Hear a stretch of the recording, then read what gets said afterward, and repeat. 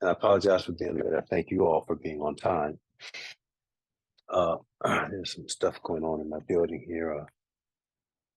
Maintenance issues with replacing the carpet in the building, and they're on my floor today. So there was some difficulty getting in and out of my apartment or between classes. So sorry for getting back here a little bit late. Okay, so let's jump in. The other day we had the introduction of not only ourselves as individuals, but kind of an introductory lecture where I whet your appetite a little bit with problem solving technique. And then in the process was able to introduce, write down the equations of motion that define that phenomena. So let's back up a little bit and derive those equations. I promised you I would do that. And as with most the way this class is usually taught, people, you don't have to lean on the calculus in the beginning, and I don't. So I'm going to derive these equations with basically mathematical, basic mathematical definitions. So before we get to deriving the equations, we have to start by defining basic, basic. So the way this works is we start by defining position and then displacement. And we use the displacement then to define average velocity. From average velocity, we throw in a little definition of a derivative to show how average velocity relates to instantaneous velocity.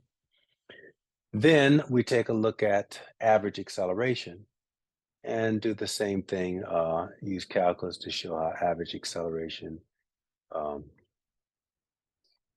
relates to instantaneous acceleration. And then once we've done that, we can derive our first equation of motion. Velocity equals distance. Well, actually, displacement equals velocity times time. But we do that in such a way that, that's the equation you've learned before, but we're going to write it differently, specific to our little bit more sophisticated approach to what that mathematical relationship is trying to describe. And we'll show how that equation, obviously applies to constant motion, but you may not know it also has a version that applies to accelerated motion, and we'll talk about that. Then we will go on and derive the other four equations specifically associated with accelerated motion. In fact, the one version that I just mentioned of the displacement equals velocity times time equation, there is that version of that is one of the four equations for accelerated motion. So so let's start. Now, again, just as an overview, this course is mechanics. Mechanics is broken up into two different disciplines, kinematics and dynamics. So mechanics is the study of kinematics and dynamics. Kinematics is basically the study of motion.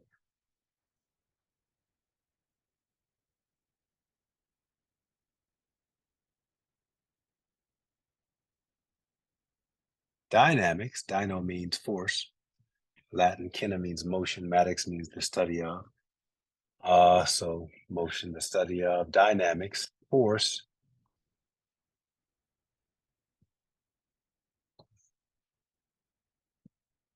Well, because motion is related to force through Newton's second law, we kind of put it together. Dynamics is the study of the cause of motion as well as motion. So usually the way it's stated, dynamics is the study of motion and its causes.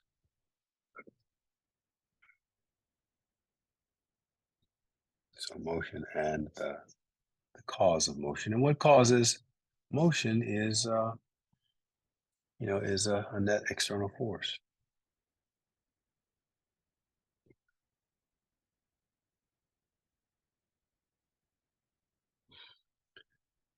So, yeah.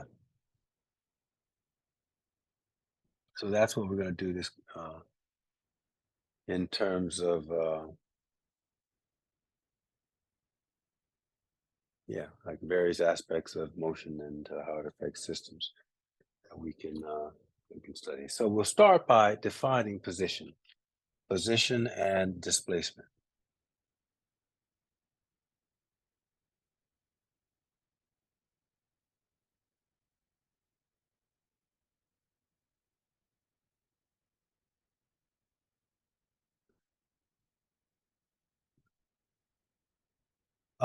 Now let's assume that we have a reference point. We have to, in order to measure a position, we have to define a reference point. From where are we measuring that position? So, the other day I said, all right, I can take a meter stick and I can measure the distance I am away from something like the edge of this table, this bookshelf. We generally think of space as three dimensionals, meaning three different general directions, up, down, or in terms of what we know, vertical, horizontal. But horizontal is a plane, so we can talk about the horizontal. Well, we can describe a plane vertically as well. Three dimensions of space: X, Y, and Z. So coordinate representations of those positions, those directions, are represented by the Cartesian, by the coordinates that we use. And we have a couple different, I mean, there's an infinite number of types of coordinates that you can use if you go to higher order mathematics. But usually at the intermediate level, we describe our coordinates in terms of the objects within our environment that we're trying to describe. So Cartesian coordinates are considered rectangular coordinates because they kind of mimic sharp corners, the edges of rectangular type objects. Cylindrical coordinates represent cylindrical geometry, like, this cup here, this mug, right? And spherical coordinates, are more easily represent spherical objects in the environment. Now, those are just three basic ones. Actually, when you go to higher order mathematics, there's an infinite number of geometry of spatial dimensions that you can represent. We'll just deal with three, and generally in this class, we'll deal with Cartesian coordinates or rectangular coordinates, X, Y, and Z. And yeah, so coordinates,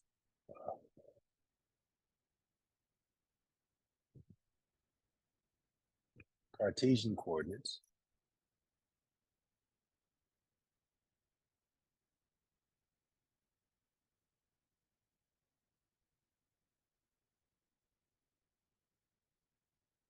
Otherwise called rectangular or rectilinear.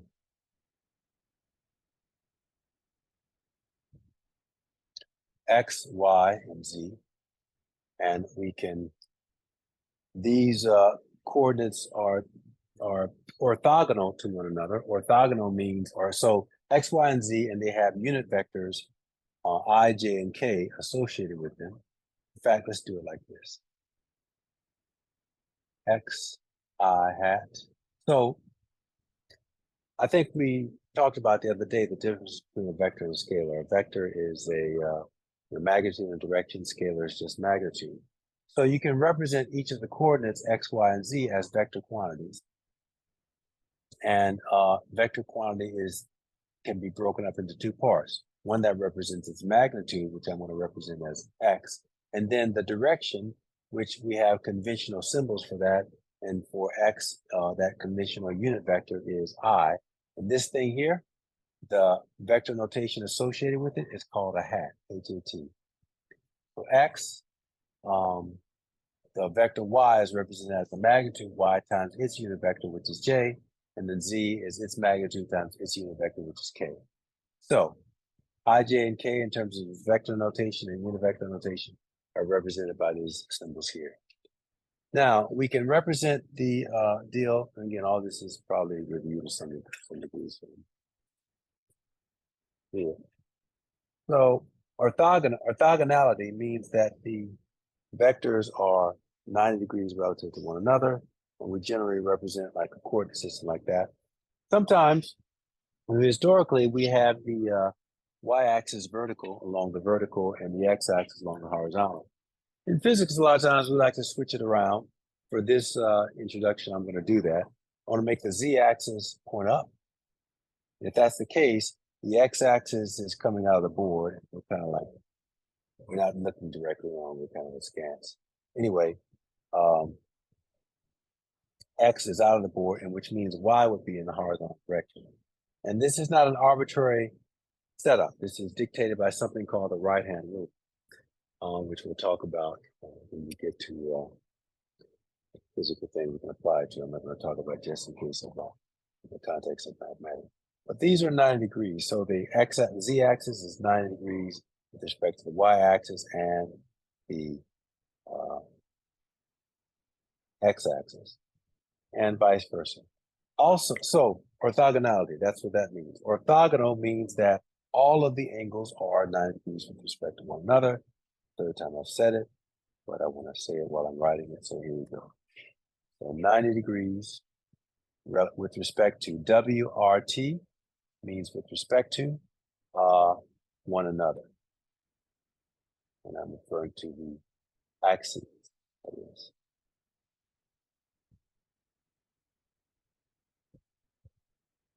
That's actually the case. Orthogonality is actually the case with all the other two coordinate systems. The other two forms, cylindrical and spherical, the unit vectors there are also orthogonal. Now, I said there are other types of coordinate systems when you get to like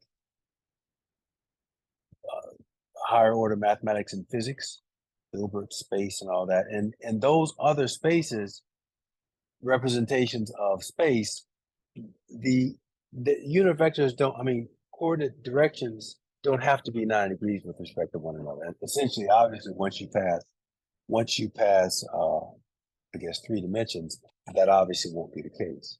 But you can do that, and there's some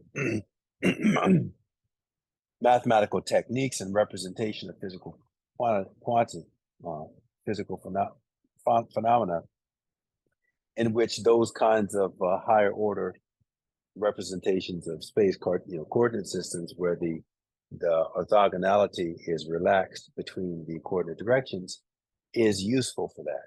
We won't be doing anything. In fact, that's more like honestly graduate level, maybe a little bit of topics in senior level physics, but mostly graduate level physics. So yeah, and I'm not going to say anything about spherical or Cartesian right now, or cylindrical coordinates right now. We won't be using spherical at all. I might show you essentially some ways of doing some integrals with cylindrical coordinates.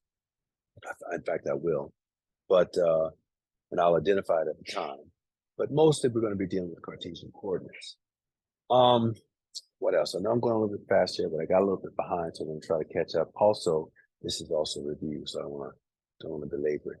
Some people have a little bit difficulty with the concept of unit vectors. You should have had it before, but still, even so, sometimes it seems a little bit, I don't know, shaky.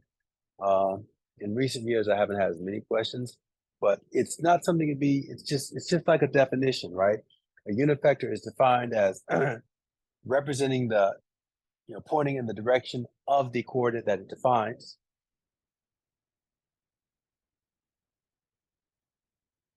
So points in the positive is defined as pointing in the positive direction of the coordinate that it defines.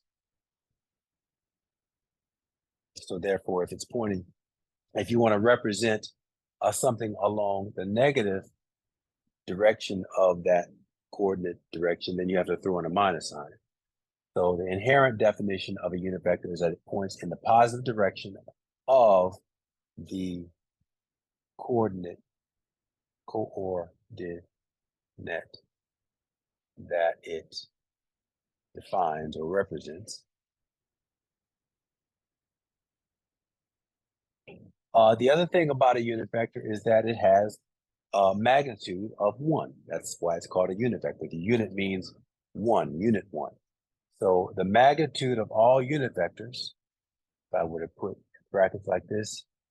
So the absolute value of I equals the absolute value of J equals the hat equals the absolute value of K hat equals the value 1.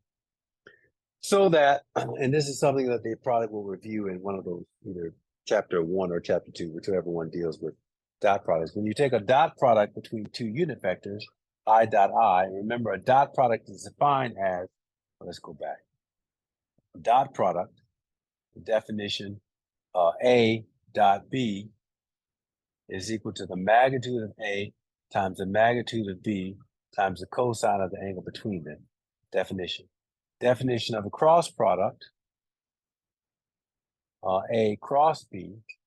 Well, that's a little bit more complicated, but the magnitude is going to be A, magnitude of A times the magnitude of B times the sine of the angle between the two things. That's the magnitude. With regard to direction, well, the dot product is a scalar product, and sometimes it's called that because it yields a scalar. It doesn't yield a vector. So dot product, scalar product, same thing.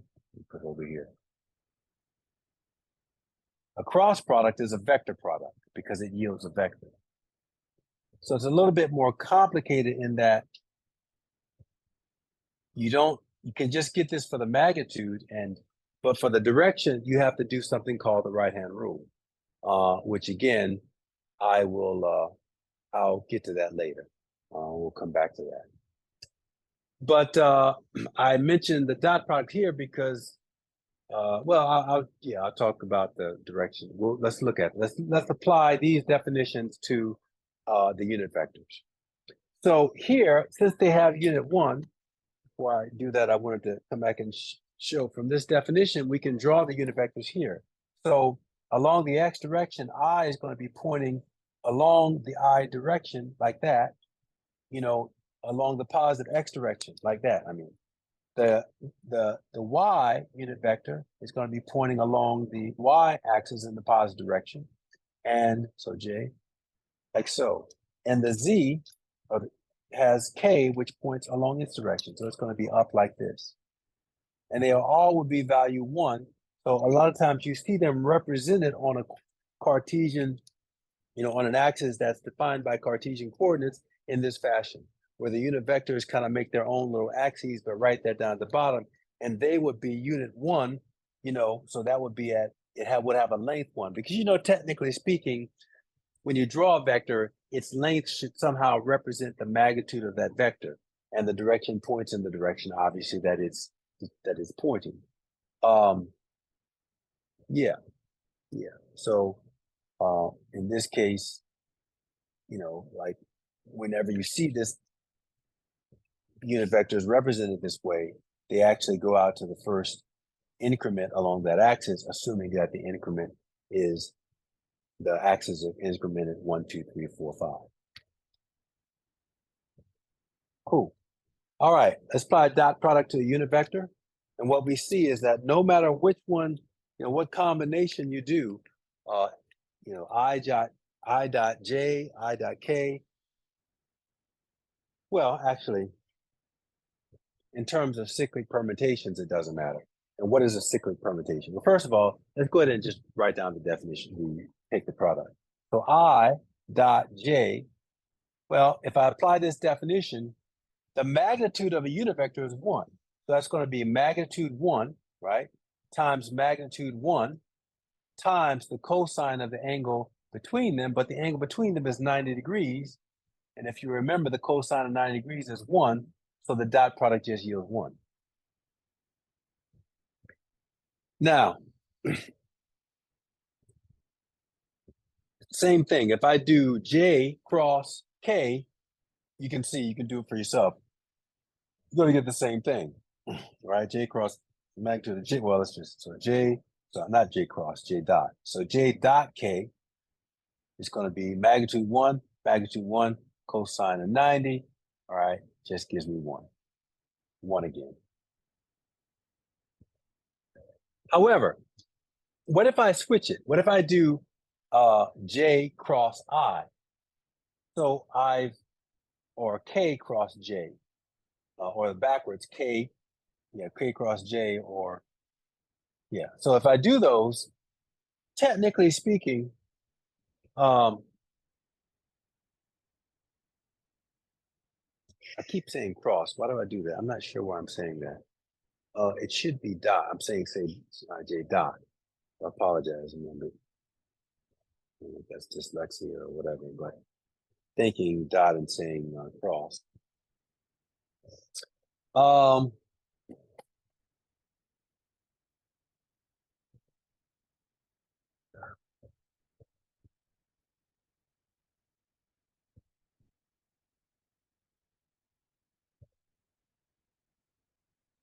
yeah, I guess that's true, but it's a little bit harder to see that, isn't it? Is it?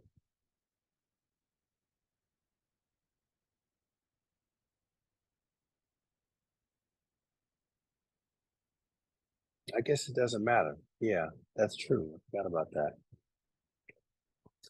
I think that the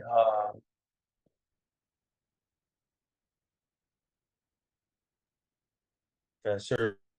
yes, Isn't the cosine of 90 zero? the cosine of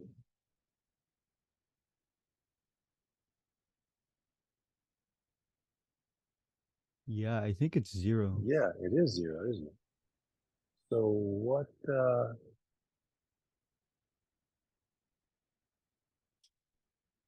Um,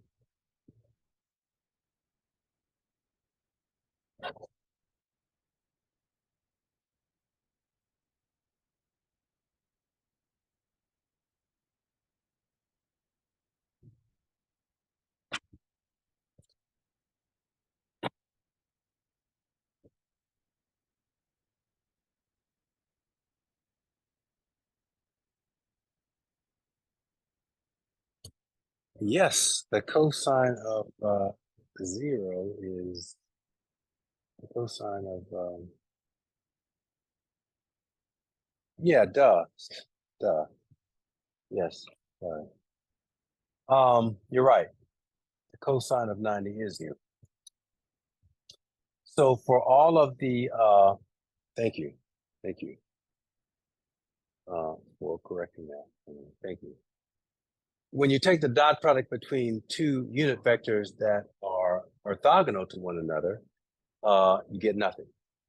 So all of these, I dot j is zero, j dot k is zero, the other one, and that also, yeah. So that's was I guess so the same for k dot j. It doesn't matter, and that's I think that's the problem I was having, about to have, is that k dot j is also equal to zero, right? It's going to be the because ultimately the angle is 90 degrees between them. Doesn't matter whether you define it as positive 90, negative 90, doesn't matter. It's going to be zero. So, yeah, for all of those. So the only way you're going to get something that does not divide is if you have two vectors that are along the same direction, or at least a component of a vector and another vector along the same direction. So I dot I is going to be, again, magnitude one times cosine of zero. Cosine of zero is one. So that's the guy that's one. So you're only going to get one whenever you're dotting a unit vector into itself. I dot I, j dot j, or k dot k. But anytime you have a unit vector dotted into another unit vector, because they are orthogonal, you will get a value of zero. So thank you for that. Yes. Very silly error. Okay, let's go ahead and do the cross product as well. The cross product yields the other direction for orthogonal vectors, meaning there is something that we can, this is the first time I'm going to introduce this to you. This is something called a right-hand rule. We'll talk about it several times over the course of the semester, but I'll just introduce it right now. One version of it, right? And rule. And there's various, as I said, a couple versions of this. I'm going to use something called run wrap point. run, wrap, what I teach, and then point. Actually, we'll start with that. So you run your hand like an arrow, your forearm like an arrow in the direction of the first vector.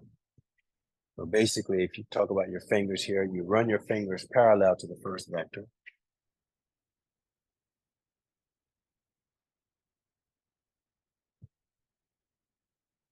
Parallel to the first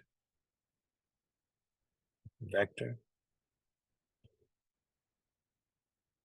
Then you have to reorient your hand so that you wrap your hand so that it can bend, so you can bend your fingers parallel to the second vector.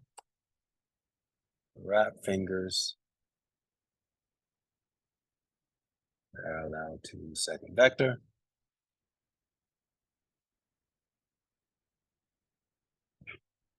Then make a fist and point your thumb, and your thumb gives you the direction of the resultant vector.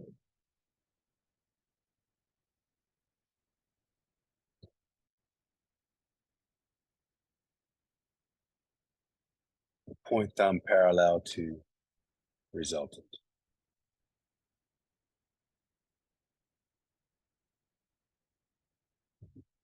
So if we apply that to the vectors, unit vectors, so I is, the X direction is coming out of the board. So it's kind of like, I know I kind of tried to make a three-dimensional version of our coordinate system, but let's kind of structure this coordinate system for the practical purposes of the class.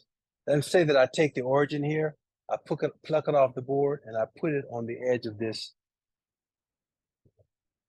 eraser holder, so that the z-axis is straight up, the x-axis is out towards you directly, and the y-axis runs along the side of the board like that. And we'll have that as a class reference point for the next few minutes in the lecture. Let's think of it like that. Now I'm just going to take it and put it up, hypothetically, like the thought experiment. We'll take the axis. I'm just going to, think about it as just being here in the middle of the class somewhere. But we'll use that reference later. So the x-axis is coming out toward you, the z-axis is going straight up, and the positive y-axis is going to the right. So I'm going to apply this right-hand rule, and you'll see that it will give me all the cyclic permutations of resultants of the different combinations of x, y, and z. Meaning, what if I want to know the direction of, I guess if I found the magnitude here, that's the thing that I did before. That's actually,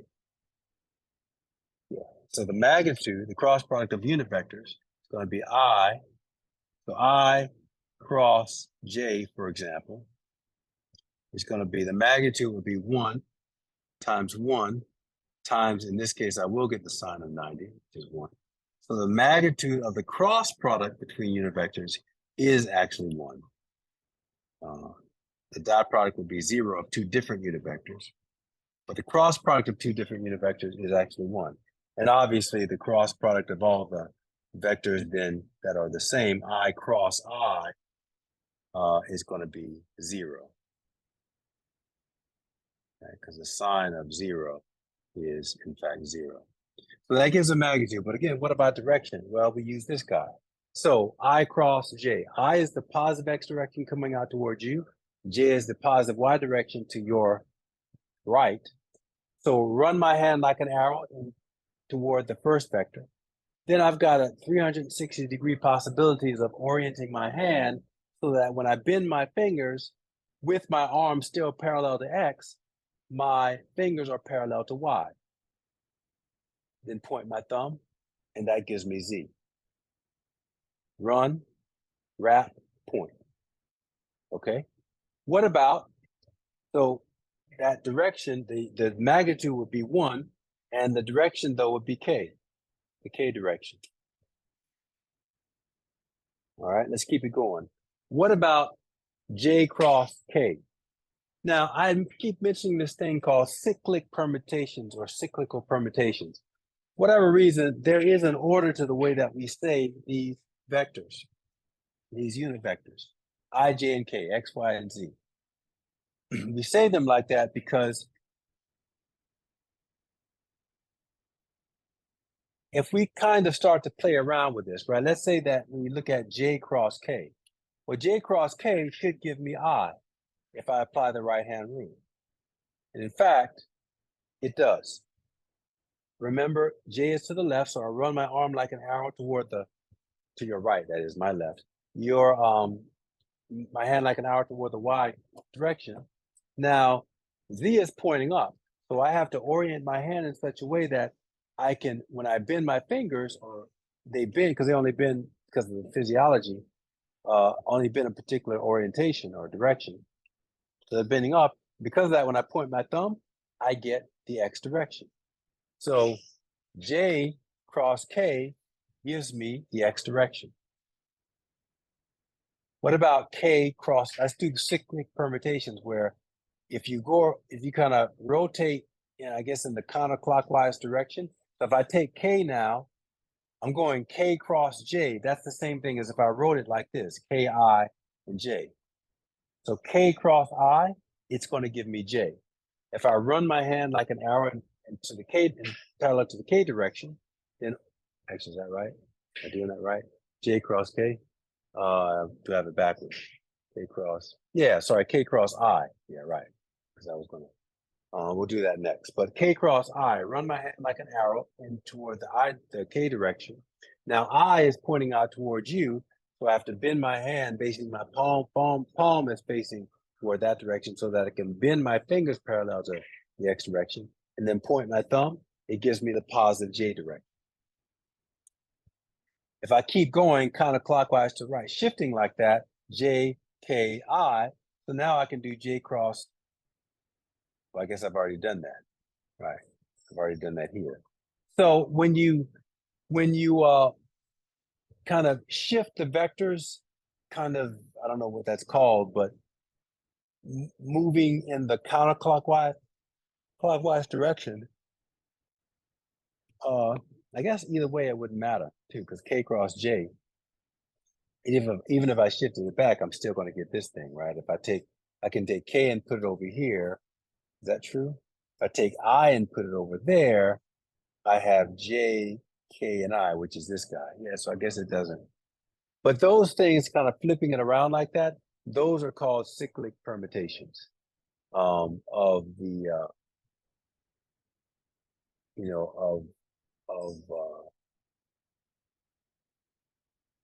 well, they're called permutations, but it turns out.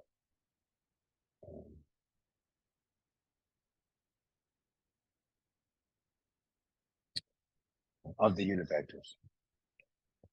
It also works even if I throw in a negative sign. What if I want to do, well, you can figure it out by, using the right-hand rule, what direction it's going to give. So, I don't know, J cross, negative I cross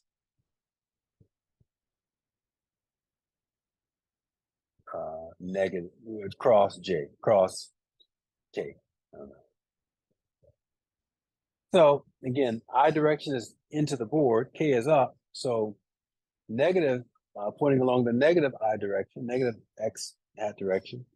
K is positive, K is up. So negative I, positive K up to the left is going to give me positive Y. So that's going to give me J. Yeah, and so on and so forth. So that's the right-hand rule. The right-hand rule is a quite useful rule that we can apply to various concepts that we'll be studying. Here, I'm just doing it purely mathematical concept, and that mathematical concept is the cross product. But as I told you the other day, there are some physical quantities that take on the properties and the attributes of the mathematical formulae that describe them. So there are several quantities like torque is one, the Biot-Savart law, calculate the magnetic field next semester. What else? Torque, and so things associated with circular motion, like angular momentum, is equal to R cross P, where P is the linear momentum. So there's various things where the property of those concepts are also the properties of the cross product, because the cross product is used to define them.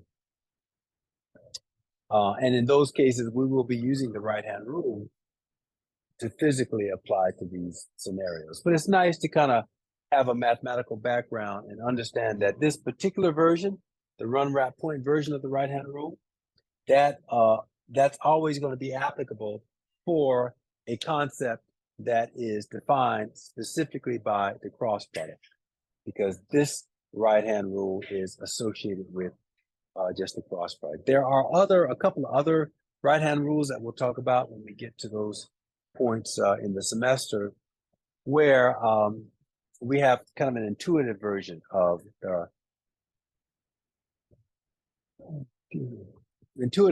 right-hand rule, which is very different from these, and we'll show you how to deal with that. Michael, sorry, I'm just noticing your hand. I'm hoping it wasn't up earlier. Oh, I was only up like a minute. Can you just go over the right-hand rule for minus I cross K again? Because I didn't quite get it.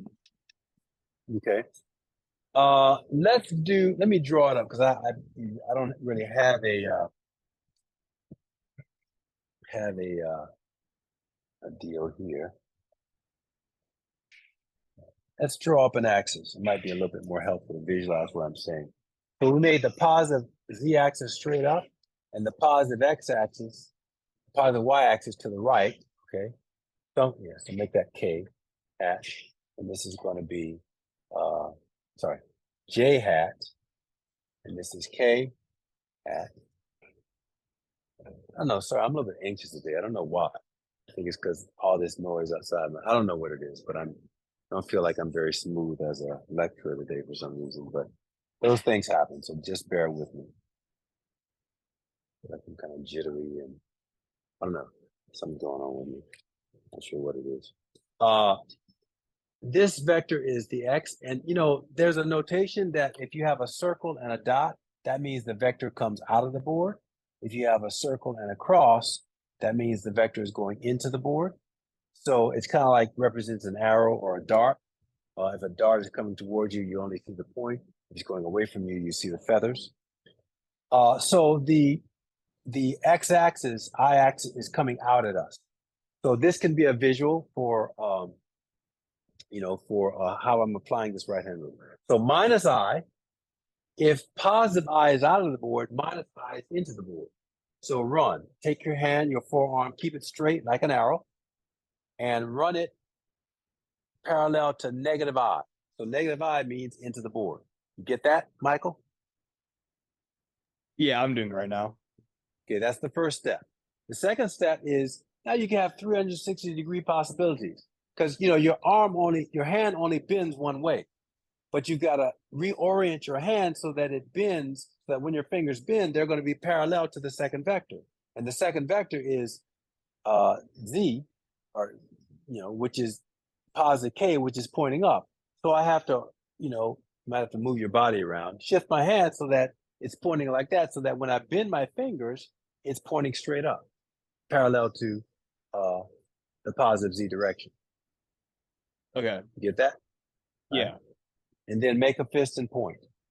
When I do that, I'm pointing to the positive j direction. Okay.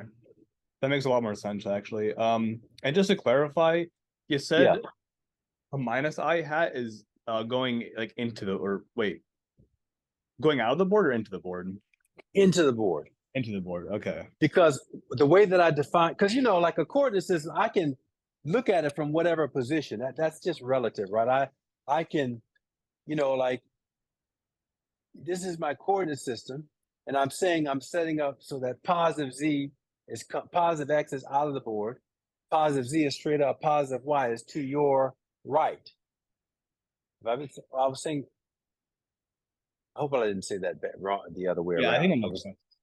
I think you're right. So that's if you're looking at it from this point of view. But if I'm looking at it from this point of view, that's not true, right? Like positive y. So I guess what I'm saying is I can orient a coordinate system whatever way I want.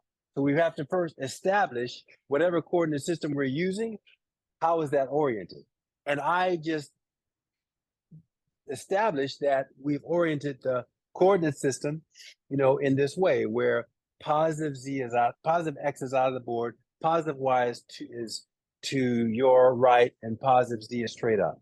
Having said that, now I'm going to just make up these various permutations that I want to find the result of using the right-hand rule. So since that, combined with the fact that I told you that the unit vectors are defined in the positive direction of the coordinate systems that they're representing, positive I then is out of the board, and that's this positive direction for I. So if I throw in a negative sign here, that means I'm traveling along the x direction in the negative direction. That's what that negative sign means. So if it's negative I dot k cross k, then I have to start by, this represents the direction. So I have to point along the direction that is represented by that terminology, negative I, and that's in the negative x direction. So if positive I is defined as coming out of the board, then negative I is going to be into the board. Get that? Yeah, that sounds good. Yeah. Okay. So anything else with that? No, that Any makes other question? yeah, thank you. So let's practice that a little bit. Let's do a couple. Let me just make up a couple real quick. It feels like that needs to be necessary right here. And my thing is working again. So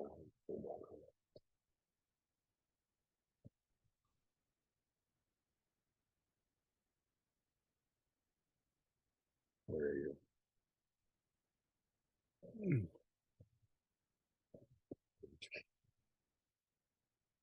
Why don't we do a couple? Why don't we say Can you map that in XYZ plane for us? say again? You able to hear me? Can you I map that can't in hear you. XYZ? Can you map that in the XYZ plane for us? Map it in the XYZ plane? What do you mean?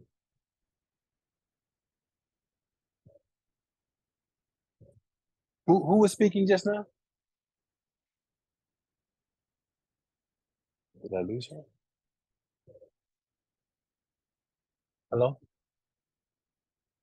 Map those vectors. Hey, Kimberly, how you doing today? I'm not so by mapping, I'm not sure what you mean exactly. I do know that mapping in mathematics is if you have some quantity and you want to represent it. So like if I have some quantity like this, like this represents a physical or a vector quantity, I can take it and I can put it onto the, and draw the components and that sort of thing. Here, there is no quantity that we're representing. We're actually just looking at the relative orientation of the coordinate system itself. So the mapping, there is really nothing to map because they're unit vectors. I mean, I guess technically, if you will, it's what I drew earlier. The directions of the unit vectors don't change. Whenever I draw, I'm going to go back to the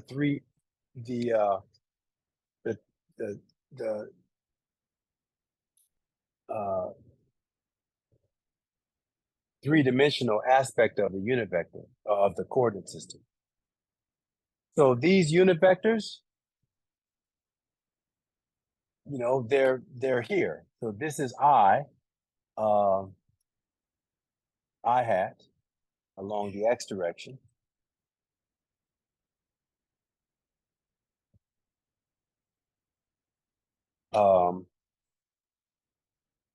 This is j hat along the k direction, and this is z hat along the k hat along the z direction. So when I'm doing something like this, it's not like I'm, there's no vector, like in vector analysis, you might have some vector here and you can take a projection down into the x-axis. Maybe that's what you mean by mapping, or you could project it over. Or another way that I know people use the term mapping is if you want to relate a quantity in one unit system to a quantity in another unit system, right? So maybe now I have some other coordinate system, called it the prime coordinate system, where that's z prime, but now x prime is kind of pointing at some angle relative to x over here, and z prime is, or y prime might be back over here somewhere. I don't know. it has a different orientation. So how does this vector in one coordinate system map to the vector in another coordinate system? That's how I've heard that's how I understand the term mapping to be used. So we can see how the direction. No, I just wanted to see exactly what you were saying. So I guess when you were mapping these silly permutations, whatever they're called. I just wanted to get the direction correctly. So X, Y, Z. It was just you're just mapping, showing us which way the vector goes inside of actual, inside the actual XYZ plane. Just the direction of the vector inside the XYZ plane. So you're mapping Okay. it so you can see demonstration, instead of just telling us. That's it. I just wanted to. Maybe I missed it because I was like a little late. So sorry. Okay, Yeah. maybe. So does this help? Does this Yeah, answer your absolutely. question? What I just did? Yes, Yeah. absolutely. Okay. Well, yeah. The first Well, graph, yeah. If you weren't here where I initially talked about what X, I, Yeah. J, and K are, then okay, I get you. Yeah, it's just that they're unit vectors, and they have magnitude 1. They point in the direction of the coordinates that they represent. I is traditionally always associated with X. J is associated with Y. K is associated with Z. So that's what those are. Okay. Yeah. All right. Cool. Any other questions? All right. So let's do a couple others just to practice real quick. Let's do something like I'm just gonna make up some stuff here. So let's do I cross minus K. 1, 2. Let's do I don't know, J cross minus K. Just for fun, we can do J cross J, and also one more. K cross minus J. So take a few minutes and see if you can get those, what those results will be, and then we're going to move it along. Oh, I'm going to call a few people as we answer on those.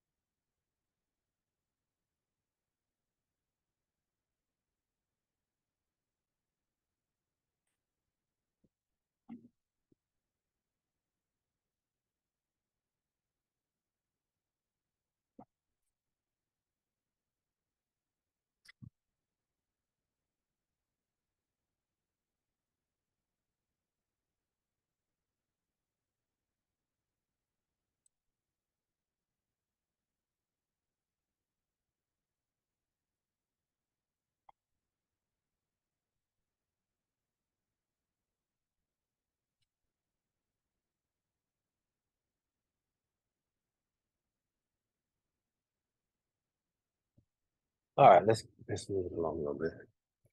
I'm going to call on some people. Just to be clear, since just to see if you cleared it up, Michael, I'm going to go with you first. Why don't you do number one? Like what answer I got, or Well, just- can you actually, do you mind turning on your camera and illustrating to the class? yeah, sure. Just give me 1 second. Let me try this out. I'm not sure if I completely understand it, but I'll give it a shot. So minus I cross a minus K. Minus K. So what I Yeah. did was I got my right hand. I imagined, or I guess I picture in my mind a minus I as going into the board.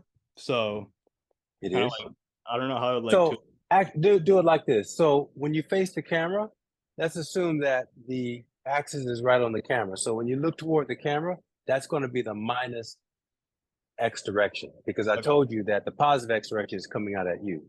So coming back toward us, toward the camera, is minus X. Going Mhm. straight up, perpendicular to that, is positive Z. And going to your right is positive Y. So just teach right into the camera. Okay, so I stuck out my right hand. I put it, like into the board. Again, directly toward the camera. That's yeah. So right at us. Yeah. So minus Okay. I, and I imagined a minus K, the Z, so up and down, as so Uh-huh. a minus K would be it like down in this way. So Yes. I rotate my hand, Yes. and Yes. then all I have to do is just curl. So that means that my thumb is pointing to my left, which I Yes. believe is minus J, if I'm not wrong. That's right. Minus Okay. J. That's right. That's what I would get as well. Minus J. Now, you'd actually kind of implied something that the way this is taught a lot.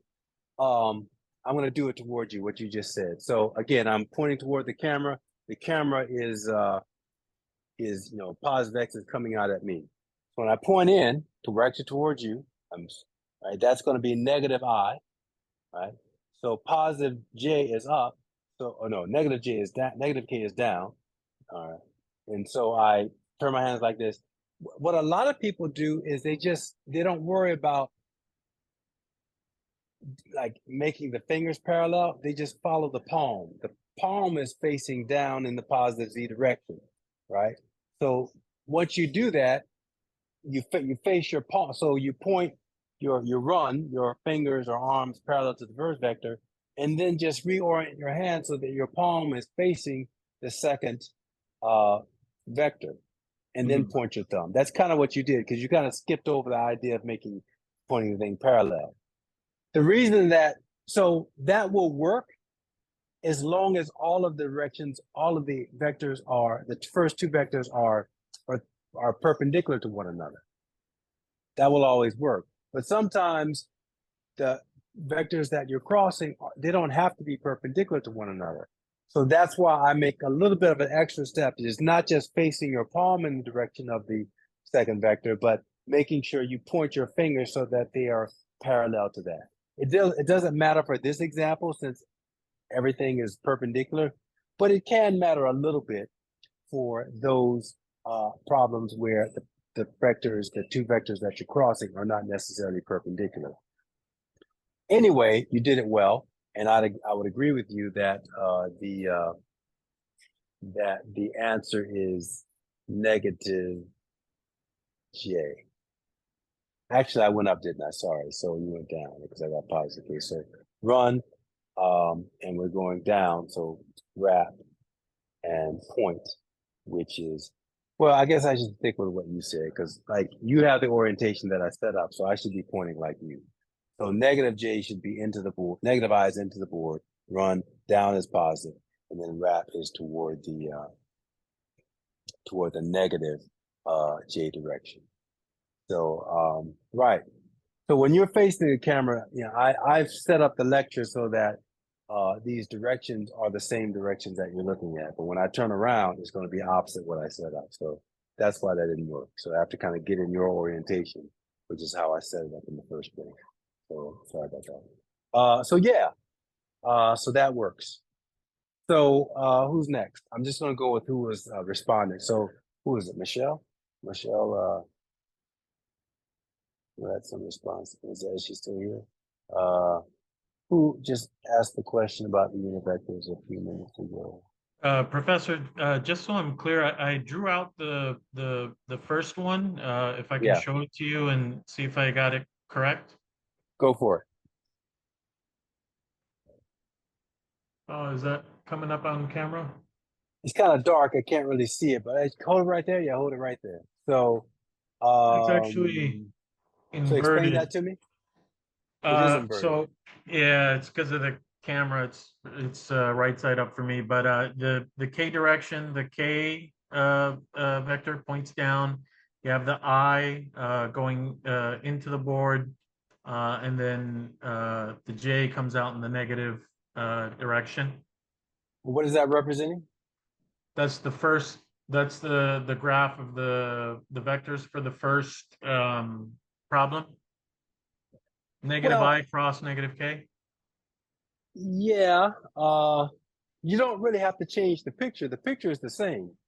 When you change the picture, you're actually creating a new if that's what you're trying to do, you're making a new coordinate system. It's kind of what I just did when I, did it into the camera as opposed to turning around. Like the coordinate system doesn't change. It still looks like this from your point of view, but you're just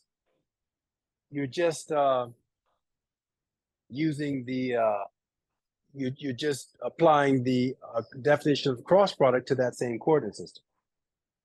Sorry, there's some call coming in, and I'm not going to answer it, so I'm going to try to let it pass. Maybe they'll get a message. Okay, you follow what I'm saying? Like you don't have Yeah. to change this. Yeah, and so I agree with what who was it, Michael? Whoever I called on answered the question. He answered correctly. I think that's how you would do it. So that's the answer, and that's the way that we both illustrated is I think how I would approach it. Now, I'm not sure what you were drawing. Like the answer, So you're not if you redrawing. if you were to draw out the answer to number one, like you see how you did it for the example on the top of the board, minus I cross K. Yeah. If you were to draw this one out, what would you get? Could you show an example? Okay. Good question, and I've answered it. I'm just not answering in a way that you understand. The axis doesn't change. So let's say that we know that X is coming out of the board, right? When you travel along the X direction, tell me what direction you're going to be traveling. When we're traveling out? Yeah. The negative? Like when you travel, like the axis is set up so that positive X comes towards you, positive Right. Y goes up, goes to your right, positive Z goes up. So if I have an ant and I tell you that it's crawling along the positive X direction, what direction is how is it going to be moving relative to you?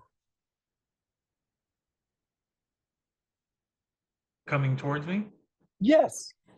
So you don't have to redraw your coordinate system to say that. That's just the answer. It's coming towards you. If I say it's traveling, I don't know, like if the bug is, moving up toward, the bottom of the board to this blue thing, what direction is that going to be traveling in? What direction relative to my coordinate system is that? Traveling up? Relative to the coordinate system. So yes, but say it's relative to the coordinate system, the X, Y, Z axis. Traveling in the Z?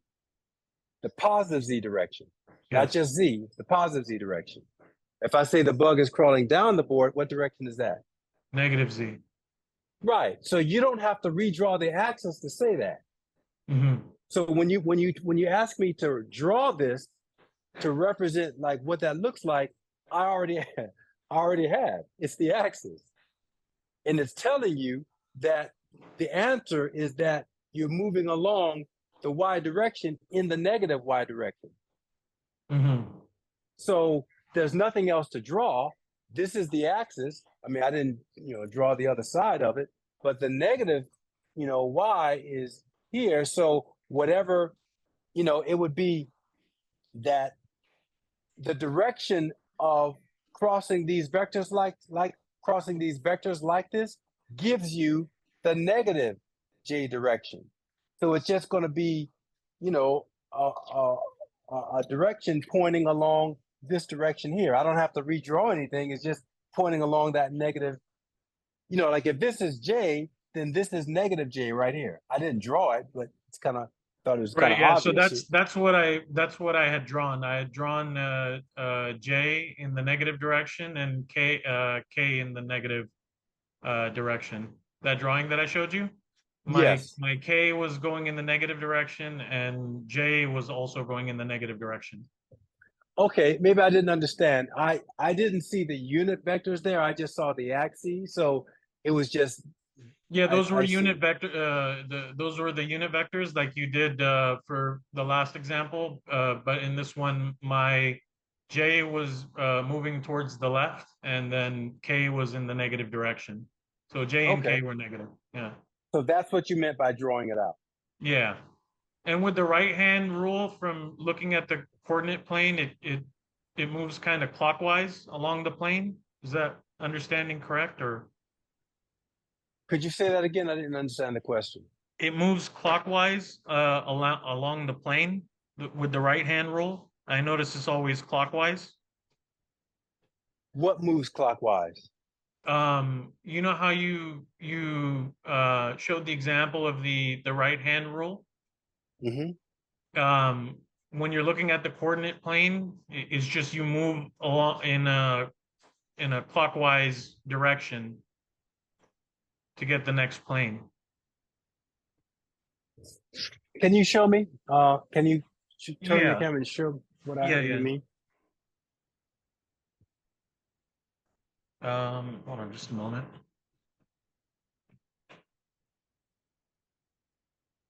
Yeah, so if you see, if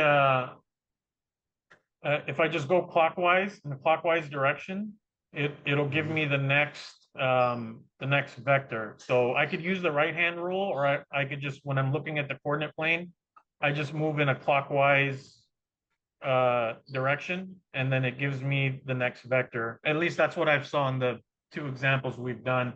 I'm not sure if there will be like any exceptions to that rule. Okay, I think I understand your Armand. You're saying yes. What is can it be understood? What's up, these guys? Professor, when I try the right Yeah, hand because I rule. asked, can it be understood in like north, south, east, and west? Comparably, like vector I, J, K. Can we You do can do that? that. Okay. You can do that. I Could you let mean, me but see that? I mean, say could you again. explain that to me real quick? Cause like, just for simplicity, like, vector I is such and such direction, J is such direction, K is such direction. In respect to north, south, east, and west. Just for simplicity, I just want to get a full understanding. If I had to map, say, a very vast area. Well, I mean, just, can you help me understand that? So, I mean, just for vector I, which direction does it point for simplicity? okay. Uh-huh. It doesn't point in any specific direction. You can make it point wherever you want. Okay. How about There's K is definitely right north, right? It's upward, correct? only because I drew the axis like this. So Okay. I'm saying there's no. Go ahead. But I'm just Go saying ahead. in the regular XYZ plane, not considering dimensions, just regular, like how you have it right now. Can we do that? At a So I'm standstill trying. for a snapshot. I'm just Say again. asking, just for a Yeah, standstill at a snapshot. I'm just asking for simplicity. So I could say, I understand. K Yeah, it goes upwards, so it's pointing north. There would be only two axes for those directions. Yeah, but I'm just asking for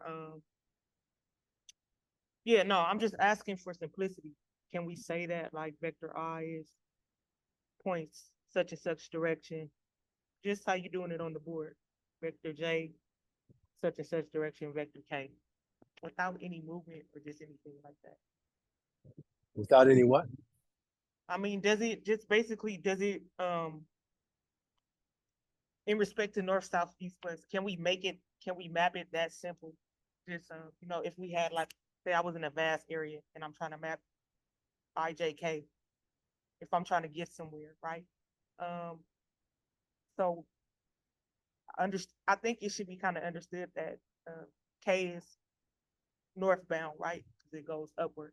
If I'm just standing on the ground, right? K is northbound. Can we do that? IJK and not XY. Okay, yeah. So anyway, I was just wondering, like, Yeah, can we I'm map trying. it back for simplicity I'm- like that? I think I understand now, and I'm about to answer. Okay. So I think that I'm trying to pick my words carefully. If you're standing on the ground, so like in this room right now, the way I'm oriented, north is that way. It's kind of like so it's not directly like if I'm standing facing the camera, my right hand is pointing, to your, I guess, left, but actual north is kind of angled a little bit that way geographically. So the short answer to your question is yes, I could do that. I could take the z-axis and make it point north, but I don't think it's going to be what you're assuming it is based on how you're asking the question. What I mean is, if I take this axis, so right now I've established that relative to our camera and my floor, z is up. X is out toward you, and Y is like this. This is the orientation that I have established in this classroom for this lecture, just for the purposes of illustrating what I'm doing on the board. Okay. That is not understood. some. So keep going. Excuse me? No, understood. So keep going because I think this is great. So I'm starting to understand. Thank you. So this is not some absolute definition of the coordinate system, because in reality, north is that way relative to my position on the earth. So how I've established this coordinate system for the purpose of this class has nothing to do with north. However, you asked me, could I establish my z direction so that it's north? And the answer is yes, I could.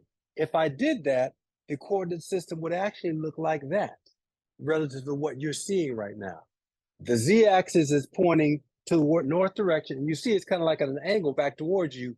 X is pointing, that's pointing over there now, and Y is pointing straight up. That wouldn't make any sense relative to what I'm trying to show you, because it's just, I could actually use the coordinate system to do everything I did, but it's kind of whacked up, right? Like you can't really see. I chose to make something that is kind of looking straight towards you and is flat on the board, because that's what we normally think about. So it's a great question you're asking. And I think someone asked something like that earlier. You can define a reference system however you want to. So the short answer to your question is yes, I could do that, but I didn't do that. And this coordinate system that I've established right now has absolutely nothing to do with north, south, east, and west. Because if I did that, it would make what I'm trying to illustrate relative to the vantage point and the viewpoint of everybody in the class and the camera, it will make it more complicated to talk about, to explain what I'm trying to So you saying explain. that the vectors don't respect direction? Is that what you're saying? I'm just trying to understand. No, that I was didn't as say. simple as my question was. Like, that it's just pretty much that simple. From an IJK standpoint, I'm not saying if we're moving or nothing at a standstill, could we do that? And I guess you're saying that yes, we can, right? I mean, I was just asking a simple question, like, do the vectors respect direction? Well, I thought your question was, could I represent it as north, east, south, and west? Yeah, it's north, south, east, and west, which is a direction. Right? And the answer is yes, I could do that, right. But that's not what I'm doing here on the board. That's what I'm trying to say.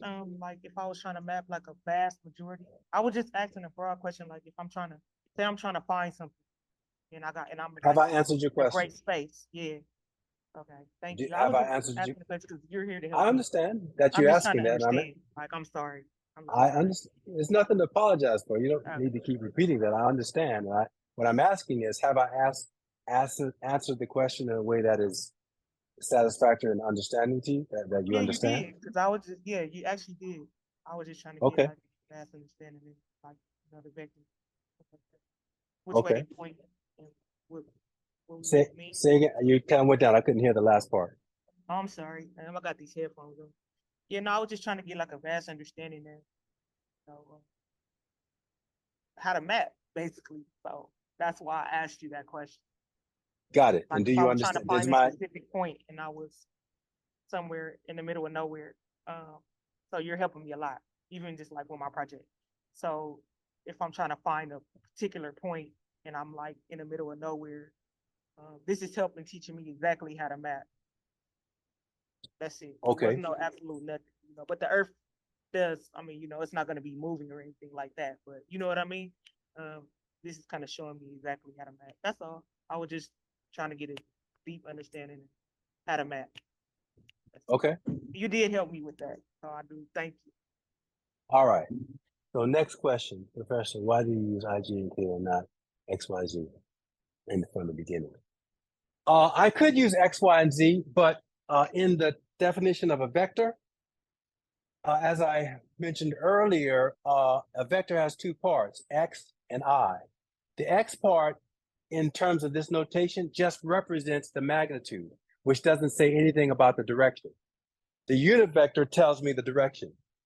So that whenever I am doing something like a cross product, I need to have really both. But for a unit vector, the magnitude of a unit vector, so if I have unit vector, that just means, it's kind of hard to draw it, but it just means one, that's the magnitude in the, I'm just going to draw this again, the I hat direction or the X direction. But I wouldn't put X because X represents, represents the magnitude of a vector that is pointing along the X direction. So that's the short answer. I didn't use X, Y, and Z because those are really representing magnitudes, if I'm trying to be technically correct, and I, J, and K represent the directions. So that's why.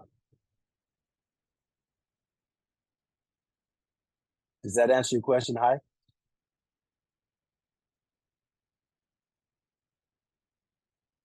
Okay. Armand, what was the question again? Yeah, Armand de la Roca. What was it? Were you, can it be understood that in North and South? I think he Yeah. was just answering Hayek's question. Yeah. Okay. Cool. All right. Any other questions?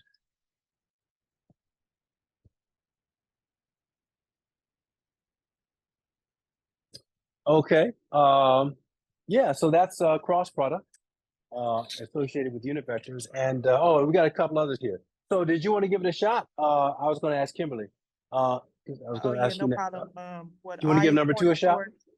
Yeah, no problem. Can you hear me? Can you guys hear me? I can. Yes. Okay, yeah. I should be pointing like towards me, outward, right, and K negative K is downward. Is that correct? That's correct. Okay. So So, what is J that point, cross negative K? What direction would that be? oh J is oh, okay. So I guess which way is vector J? Is that to the right? I mean, like, is it in the So Y? J is going to be, again, it's a coordinate system where positive I is out of the board, positive Y or J is that way. So I guess to your right, To my right. and positive Z is straight up. Okay, so to my right would be positive J, and then negative K would be downward. That's correct. Yes. Okay. Mhm. So what is the equivalent then?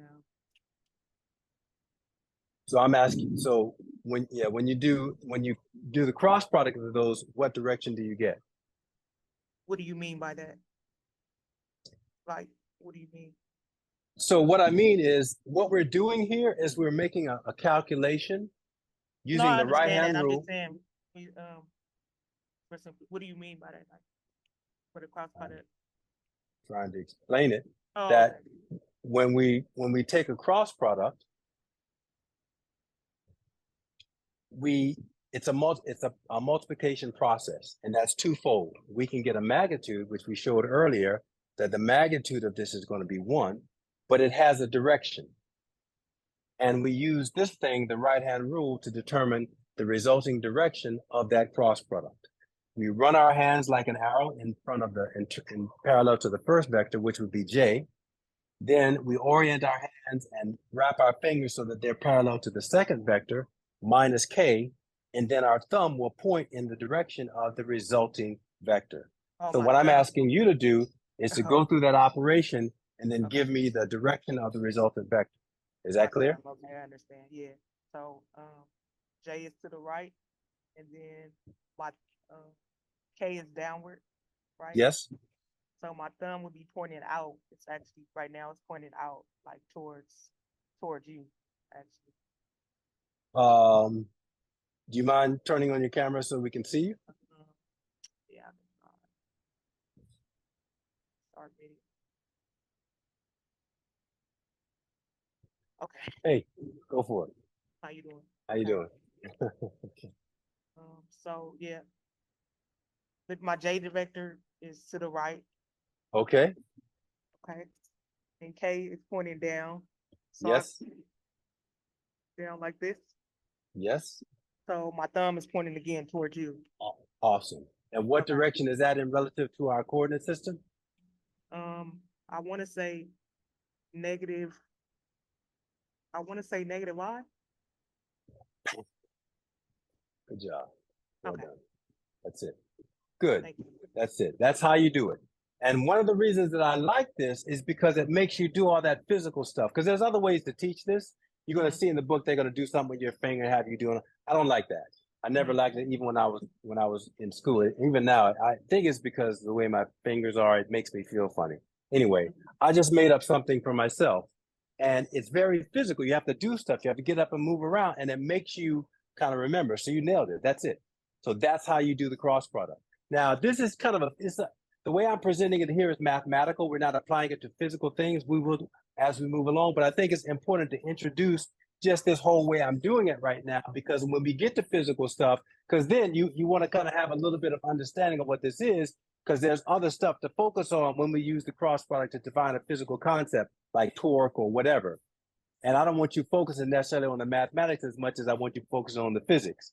So I kind of introduce it now so that you have a couple weeks to get used to it, so that when we then use it for some physical thing, it's other stuff associated, physics stuff that we need to be worried about, not how to do the right hand rule.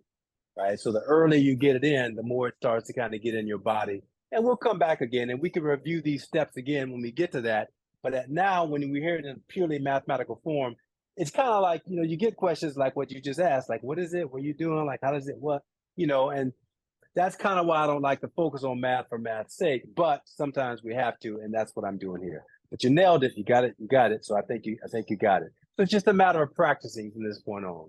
So very good. Thank you. Thank you, Michelle. Thank you. Yeah. Somebody want to do number 3? So yeah, she got that right. It's negative I, and the way we would represent this here is just negative I hat. Right. Who else? I don't know. Anybody want to volunteer?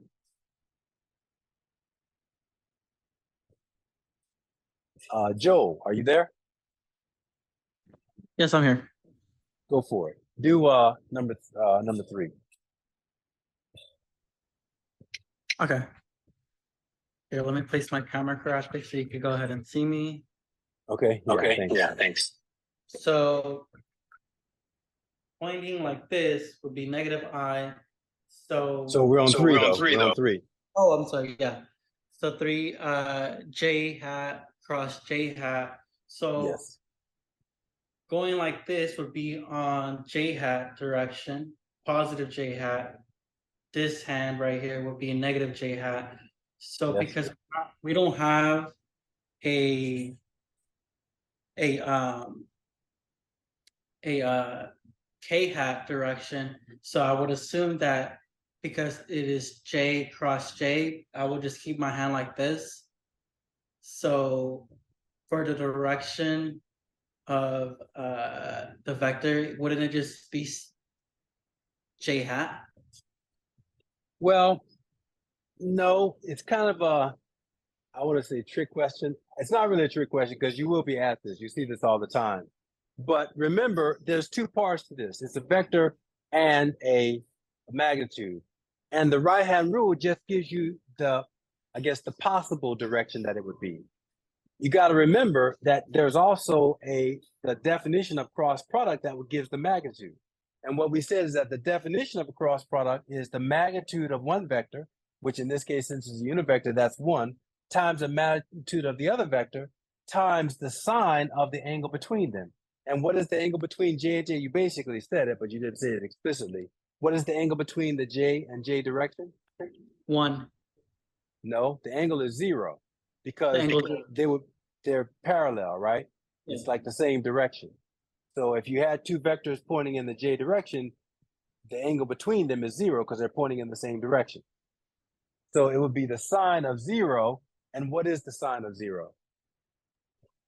The sine of 0 is 0, 0. or is it? Yeah. No, you're right. I screwed that up earlier with the other cosine. No, sine of 0 is 0. So basically, you don't get, and I think I said it over here somewhere. Oh yeah, right here. The cross product between like unit vectors is always going to be 0 because of that. Yeah. Okay. So you have to keep that, you get so immersed in figuring out the right-hand rule, like you got to figure, well, is there any there might not be a magnitude at all, so I don't have to do it. In this case, that's the situation. So you're right, like it would have been, but there's no magnitude, so it's not pointing anywhere. Okay. Right, because they literally There's don't no- cross. Right, like they literally don't cross. They parallel. Like That's right. They literally don't cross. That's one way to see it. Yeah. Yeah. So there's no cross. There's nothing to, yeah. Yeah. There's nothing to cross, right? Because they don't cross. Yeah. That's good. Good. And finally, somebody want to do number 4? Anybody?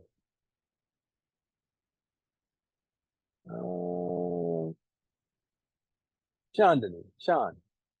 Or is it Chan or Sean? What did you say? I just call you for short.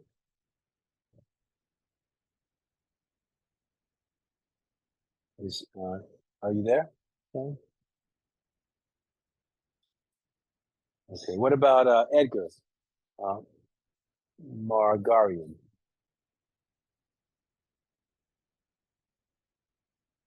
Not gonna lie, this stuff has been like I've been trying to figure it out, and I keep getting kind of close, but I'm not quite sure how to do it. So I've been looking at what you guys are doing, trying to like figure out off the examples. Okay. Well, that's why I'm glad I called on you. Turn your camera on and let me help you. You want to do that? I'm not sure where to start though. Like that's the problem. I'll just make an effort. I'll help you. You want to try? I'll try. Okay. Good.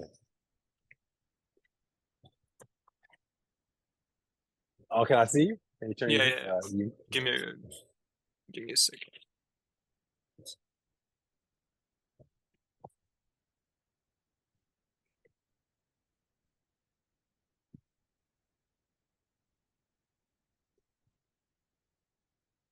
Hi. All right, awesome. So the first step is make your arm like I did a shortcut here in terms of the way I wrote it out, but make your arm stiff like an arrow. Like there's no bending between your arm and your hand. It's like that. Like this. Okay, first step, everybody, I'm not making an example of you. It's called the right hand rule. And what hand do you have right now? Right, yeah. Yeah. If you take, now, some people do this. You can do the left hand, but every place you have to throw in a negative sign. All right. So Okay. make sure that if you're doing it, it's by design and you put that negative sign in the end. If not, right hand, not left hand. Okay. Okay. That's first thing. All right. Hand like an arrow. Now, what you have to do is make that whole arm parallel to the first vector. In this problem, what's the first vector? What's the direction of the first vector? Well, what is the first vector I'm using? In number 4, you see it? Can you see the board? Yeah, B. No, it's K. Let me make it bigger. Yeah, it's K. Yeah. It's a little blurry, so Yeah, that's what I it thought. looked like So a B. K, and I just forgot what I had over there. What did I have? Was it K J? Oh, J or negative J? Yeah, negative J. Okay, that's a little bit bigger. So what you have to do is make your hand parallel to the positive K direction. So do that and show me.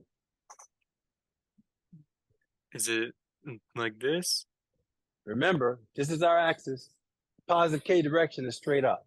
So even for So you in the camera, would it be towards the camera, what the positive K direction? or would it be straight up? It's straight up. Yeah, Straight up, positive okay. K is straight up. That's the axis, right? Okay. Now that you have that, you can kind of swivel your hand in 360 possibilities, right? Like you can curve. Yeah. You know, all right. So think of degrees. Now, but your hand only bends one way. So when you bend it, you want to bend it so that it is parallel to the J direction. So what you have to do now is bend your hand and then turn it so that even though your arm is still parallel to the first vector K, your fingers will then, when they bend, they will be parallel to the second vector, which is negative J. So see if you could do that right now. Keep your arm straight up, but then you might have to move your body around in your chair Yeah. to where you can make your fingers, when they bend, they're parallel to the negative J direction. Do that right now. So negative J would be to the left. Yes. Okay, so be like this. But you just said negative J was to the left and you're pointing in the opposite direction. Yeah, but So parallel to it. yeah, but again, parallel, you're pointing it parallel to the positive Y direction. That's what you just had, right? Yeah, yeah. So then what you have to do is swivel your whole body like a duck, right? Whole body Yeah. around so that it's pointing toward the negative J direction. Do it. Yeah, okay. So Do it. like this. Yes. Now make a fist and point your thumb. In what direction is that? It's going I. Yes. I. The positive I direction. Good. Yes. That's it. That's it. Yeah. Okay. Yeah. Cool. How do It you makes feel more about that? sense. It makes more sense now. I was just confused like how do I have to point like my arm, but Yeah, it's something new. It's actually pretty simple when you Yeah, go once you through get it. it. Once you get it. So you have to practice a lot because there's a lot of things that you're not accustomed to doing. Yeah. I'm asking you to kind of visualize the axis. I think that's the question that Kimberly was asking earlier, right? And it's a fair question. I'm asking you to visualize some arbitrary axis out here, like what, because we're not normally accustomed to thinking of a direction like that, Yeah. right? We're kind of thinking it on a map or as representing some physical thing. That's a special case, right? That's kind of, yeah. Thanks, Kimberly. Yeah. That's a special case. But in general, there's, the axes, they're not necessarily, when we get to math and physics, they're tied to whatever we want. That's just something practically that we kind of grow up socialized thinking because that's the most practical way of thinking about direction on a map, right? So when we start to, in fact, the first directions are north, south, east, and west. That's a coordinate system, but we don't really think of it as a mathematical coordinate system. Once we start to do that, it's kind of, we kind of always want to go back to the original way we thought it. Yeah. But in reality, that thing is actually a special case of much more general way you could define direction in any way you want, which is where we are now. And so we're kind of have to, I won't say divorce ourselves from that, but we kind of have to expand our point of view. So it is a little bit difficult when I'm just asking you to imagine some arbitrary axis in the middle Yeah. of something and then start to work with it. Yeah, I get it. It's a new thing. But as I promised you on the first day, I'm going to try to equip you with foundational principles that you can then use those things. You learn those fundamental principles and then you apply them and you can end up doing anything. Like it just takes practice. It's like playing an instrument. And this semester it's going to feel like that. Like physics, a lot of people don't think of it like way. In mathematics, I think of it that way because of certain issues that I have. It's like when you're first learning to play the piano or an instrument, you just practice the scales over, the fundamental things over and over again. And then gradually, like on the piano, you can shift to a different key, right? Like you start in middle C because that's the easiest. Why is it easy? Because you don't have to use any black keys, which are just simply harder to touch. So if you then go to like C sharp, it's going to have all these like black keys you got to touch, but the pattern is the same. So then you just, if you learn the pattern, then when you shift to the different key, you just kind of have to get used to making sure you're hitting the keys, the black keys, because they're skinnier and it's hard to hit. So I'm kind of teaching you that way. I'm teaching you fundamental things that you just have to, practice those fundamentals over and over again. And then gradually, once it starts to become second nature, you can shift to more complex, apply them to more complex things. So kind of think of your studying, doing the problems and the way that I teach you, even something like this, think of it that way. It's all right if it doesn't feel comfortable the first time and you don't really get it the first time. And even after you get it, you go home and somehow you forget what you did. That's the same thing that were happening if this were a music class, right? But I'm giving you these fundamental directions and instructions so that those are the things that you can go back to. You practice them over and over again. And gradually, within a couple of days, a week, you'll find that it's starting to become second nature. And so when you apply them to something more complex, you can then focus on the complexity of that thing and not have to worry about what it is you're trying, the tool. Because, and it just will gradually get better like that. That's for everybody here, right? So that's kind of my methodology. All right, cool. So we went past the break, 10 minutes past. So let's keep it short this time because I kind of feel like I got you now. We're kind of on a roll. We're connected. Yeah. So I'm only going to take 10 minutes. And I'm going to come back and we're going to keep rolling. Okay? Okay.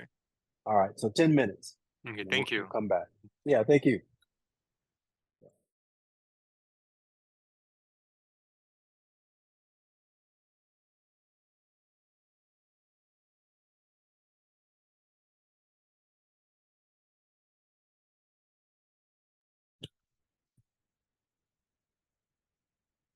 Okay. I think we're back. Yeah. All right. So let's keep it rolling. So let's start off then by defining position. I'm going to come back and I'm going to go to taking our coordinate axis and pinning it back here to the corner, the edge of my eraser holder. And moreover, I'll make it even simpler by making it a one-dimensional coordinate axis. And it can be whatever coordinate you want. I don't know. We can make it whatever. X. Let's just make it X. That's what we used. Or I could, yeah, whatever. Yeah.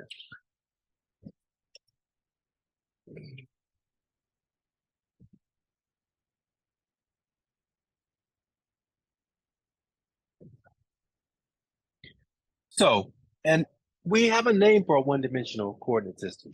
In fact,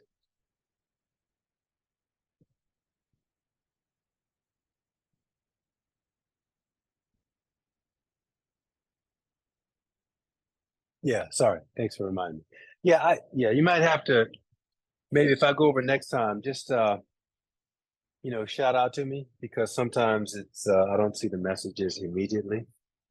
So you could just verbally say it, and also sometimes since I don't have a clock right in front of me, it's kind of hard to see the time there. So I did go over. Apologize. So a one-dimensional coordinate system is just, well, back in elementary school, first grade, we had a name for it. It's called a number line. That's actually a one-dimensional coordinate system. Right? So something that looks like that. Right? And we could make it whatever axis we want. I'll make it everything. Often good. And I'm going to take that thing and tack it right here to the to my eraser holder so that the origin 0 is here. Positive X is from that corner to the to your right, and negative X is back toward your left, facing the board. Now I'm going to walk along, and I'm going to drop down two objects. I'm going to walk along at a constant speed. Okay, I'm walking along, and I'm going to drop down my markers on my number line, representing two arbitrary points at two specific times, time 1 and time 2. So I'm walking along, and sure, my velocity is kind of slow, but I'm moving along constant. I drop down a marker at T1, and I drop down a marker at T2, and I continue walking. So when I come back, I can represent my points on my number line. They're represented by position x1 at time t1. Now, t1 is not on the number line. The number line is just a position. But I do know since I started my clock at t0 equals 0, then I'm counting time as I move forward along my number line. In position 2, x2 occurred at time t2. Pretty simple. So what is a position vector? First, we define position by defining a position vector. What does that look like on this one-dimensional number line? Well, it's a vector. We know vector has magnitude and direction, right? So a position vector is a vector that starts at the origin and has a magnitude that represents the length of that position from the origin to that position. So that thing, that would be x1 vector. This is the magnitude, and that would so vector x1 could be represented as, I guess I did it earlier, x1 is going to be equal to the value of that vector, which is the magnitude x1 times the direction that is associated with that coordinate direction, which is I, which is back here represented, mapped out on that number line as unit. And I didn't put in the values 1, 2, 3, 4. I guess I could do that here, right? But we know that a unit vector has unit 1, so that would be the value 1, and it kind of starts to distinguish what the coordinate, the spacing of the coordinates might look like. And it might look something like that. So whatever that value looks like is like 3.7 or something like that. We don't have to get specific into the value, but whatever it is, it represents the value of that vector x1, and its direction is I, so the I hat would represent the unit vector. So that's a unit vector. That's a position vector, excuse me. That's what it looks like as compared to a unit vector for a quantity x1. So the vector of my first position, my first marker, would be that vector right there.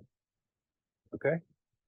Now, what about vector 2? Well, I could do the same thing. I draw a vector that starts from the origin and has a length that goes to the position of position 2, which is like right here somewhere, right? So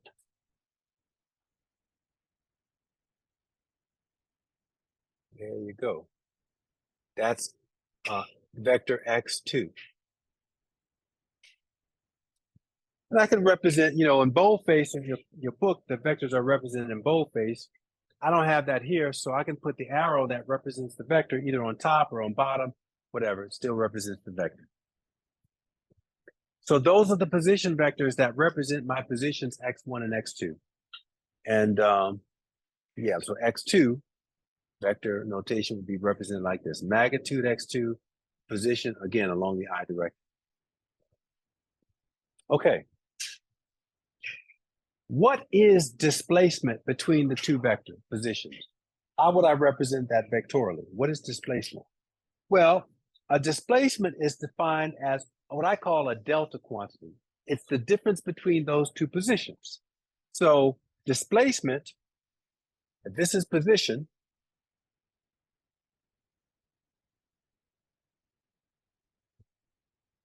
displacement looks like this. It's defined like this.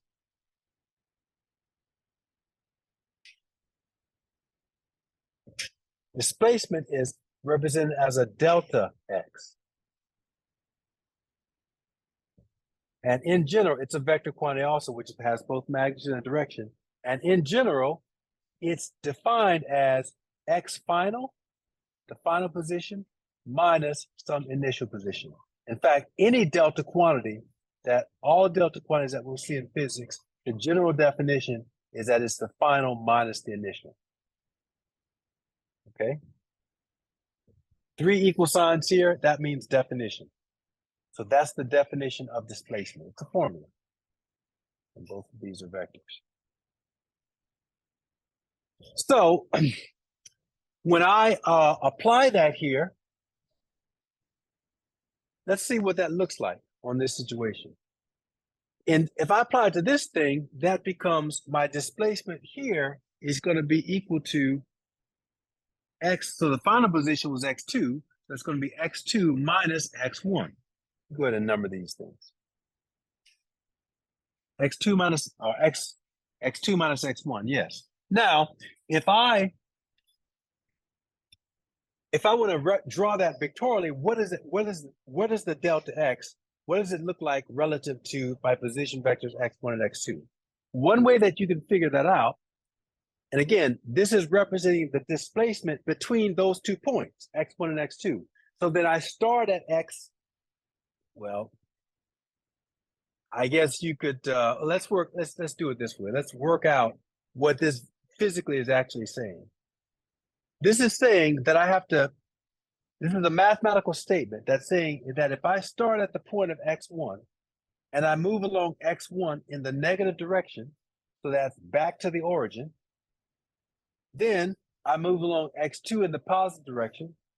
I can jump up here or stay on the number line, or whatever, I can stay here, and then move along this, because, you know, I can translate this thing down to the axis.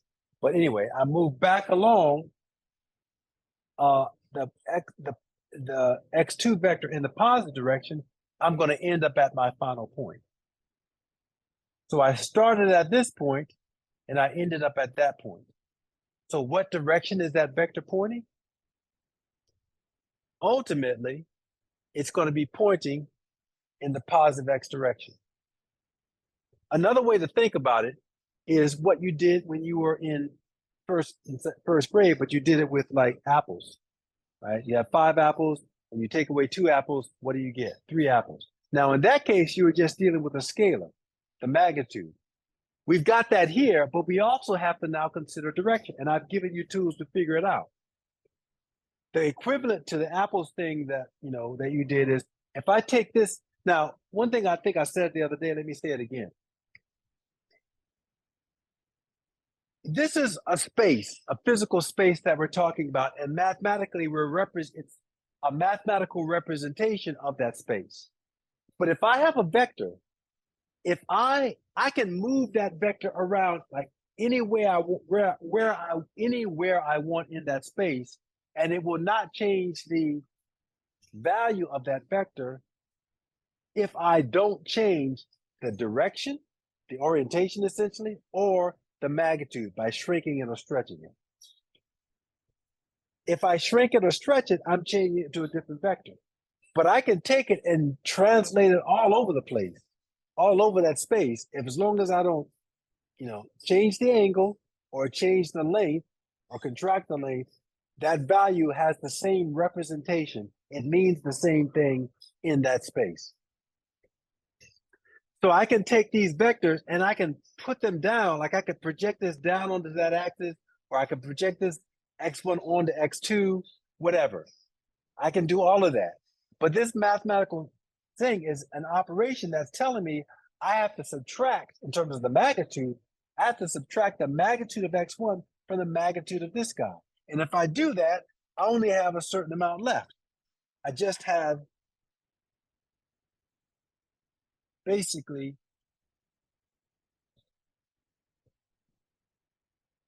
this amount left right here. Now, that's where you stopped in the first grade, right? 5 apples, take away 2, how many you have left? 3. I have a length x2, I take away x1, what do I have? Well, I just have this thing right here, and that is the magnitude of delta x. But I've got one other thing that I have to do now. I have to think about the direction. Is the delta x toward the origin, or is it toward increasing x? Well, this equation tells me, because in this case, x2 was greater than x1. So when I subtracted x from x2, not only does the magnitude of x2 kind of dominate, but its direction also dominates. So ultimately, x1 would be pointing in the same direction as x2 because x2 is greater. So this would represent delta x. And I could translate that down onto the axis and show it there as well. I could do wherever I want, right? But that's, in fact, I kind of like to do that because it shows. Let me do that here, and then put delta x there. And then I'm going to go back to just keeping this x2 so that we can see all three vectors represented graphically on the graph, mapped out as using Michelle's language. I think that's actually meant it.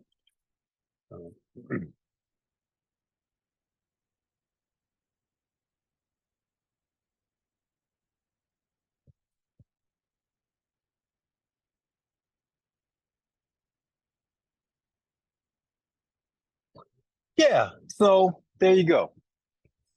So that's position and displacement in its most simplest form. And so, yeah,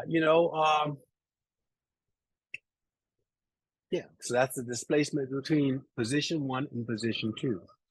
Now, one thing that your book stresses is that displacement is a mathematical definition, meaning it's just the absolute difference between 2 points.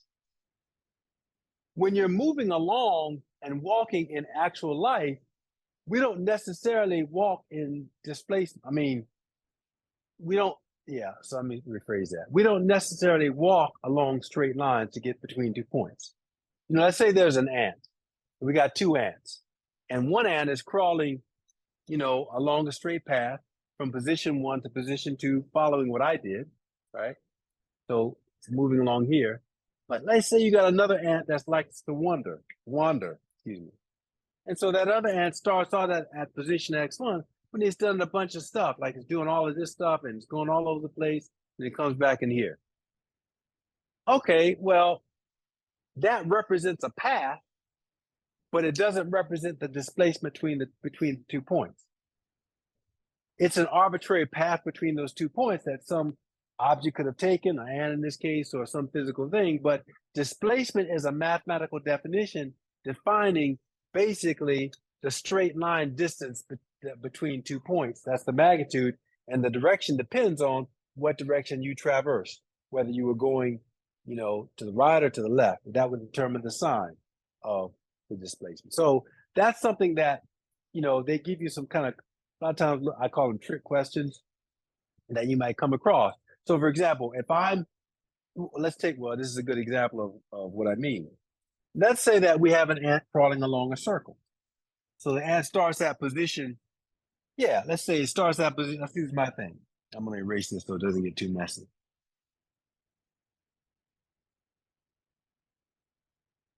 Let's say that a third ant,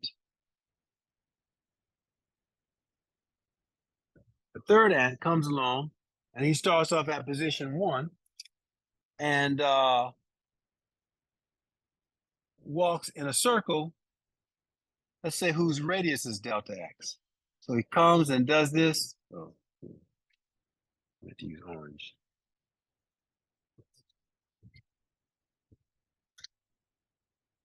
And it's not going to be a great circle, but whatever. Comes and does this, and then comes back around and does it. So that's his path, going around a circle, and he ends up back at position 1. Well, what is his displacement? What is his displacement? His initial position is x1, and his final position is x1. So when you stick that into this formula, x1 minus x1 is 0. Yes, good. Good, Kimberly, yes. So even though his path length is basically the circumference of the path, which would be 2 pi times delta x.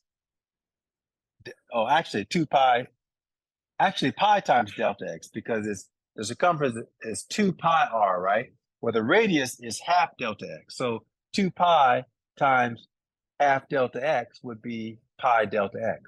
So the actual path length would be pi delta x, but his displacement would be 0.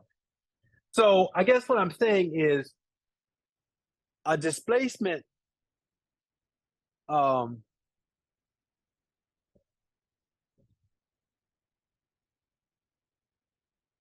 how do you say it? A path length is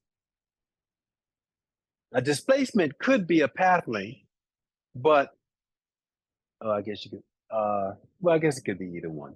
I guess what I'm trying to say is that you just have to be careful about sometimes path length and displacement aren't necessarily the same thing, are not necessarily the same thing. So, yeah, just that. So, and there'll be a couple questions somewhere in the chapters that will force you to think about that and distinguish between those things. Good. All right. Let's move it along. Position, displacement. Now we want to talk about speed and velocity using what we've built with here. So I implied that I was moving along at a constant speed. Well, how do I figure that out? What is the relationship between speed and these quantities that I've determined here? Well, it's pretty simple. My average speed is defined as displacement divided by time in which you made that displacement. So average speed is defined as, so the symbol, I'm going to use V. And average, so got another terminology here. Any average quantity in statistics, it's called like the mean when you're doing any kind of elementary statistics or anything. And you might know from those things that you represent mean with a bar up top. So that means average, and speed is a scalar quantity. So I could represent the scalar quantity a couple ways. By just leaving it as it is, or I could put a vector representation on it and then take the absolute value. That also represents the magnitude of that vector, velocity, and the magnitude of the velocity is the speed, or the average speed in this case. The magnitude of the average velocity is the average speed.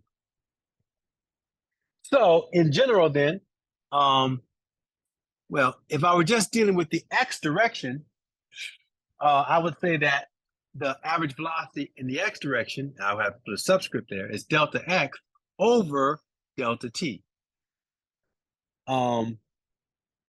That's the magnitude. Now, in general, I'm going to go ahead and introduce this notation now. We don't really need it until we get to 2 dimensions, but actually, you know what? I'm not going to introduce. We'll do it. So we can do that for each coordinate direction. We can have like an average velocity along the y direction. So like Vy average, is equal to delta y over delta t. And then same thing with z. We could expand this out. X final minus x initial over t final minus t initial. And that's it. That's the definition. I'll go put 3 equal signs there. That's the definition of average velocity. That's it. Now, there's a lot of some mathematical implications we could get from this, which I'm kind of, again, I haven't caught up yet, and I want to finish some stuff. I want to derive all these equations of motion that you're going to be using to work problems before we leave. So there's some graphical implications and things we can talk about in terms of velocity and acceleration and things. And I think I normally do that in the process of deriving the equations, but it takes a little longer. So what I think I'm going to do today is I'm going to go ahead and focus on getting through the derivations of the equations of motion and apply them and set them up so that you have all the tools you need over the weekend, because we've got a long weekend. And we won't meet again until Wednesday. And I want to get this, I want you to have this so that you can have these tools in addition to the problem solving technique that I showed you on Monday to work with in terms of your problem, solving problems. So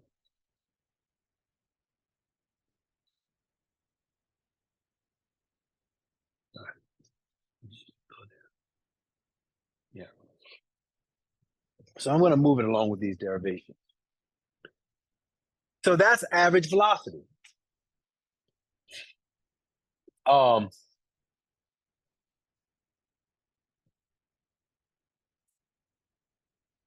I could use that to get my first equation of motion. I could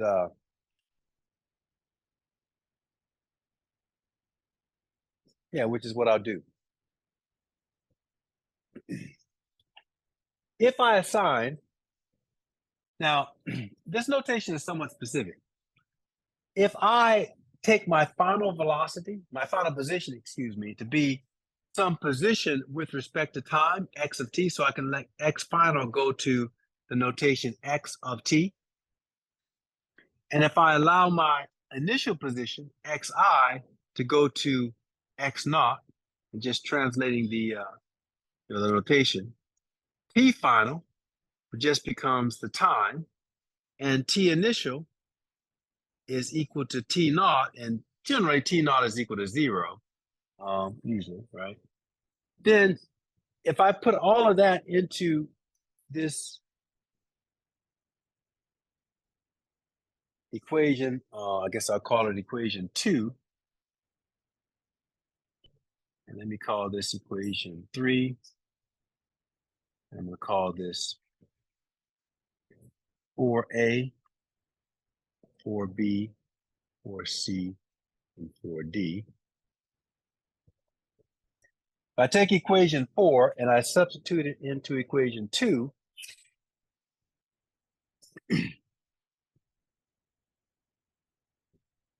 then I have something that looks like this. I have that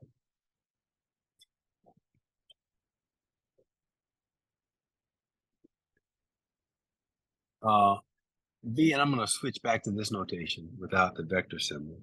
V average is equal to x of t minus x naught over t. And then if I solve that for the position, x of t, I have, well, first of all, look at this. I have, if I multiply through by t, I have that x of t minus x naught is equal to v average times t. Well, you might remember that might look familiar. That's just distance or displacement, as we're going to call it now, equals velocity times time. So that's the equation that you learned in the 4th, 5th grade, whatever it was. But we have to make it look different now because we're going to be looking at a little bit more complex problems. What I'm going to do is solve it for what we're going to call the dependent variable, which is the final position. So by doing that, by just isolating it, solving equation means isolating that quantity. I'm going to call it x of t is equal to x naught plus v average x times t. And that's your first equation of motion that we're going to consider. First equation of motion.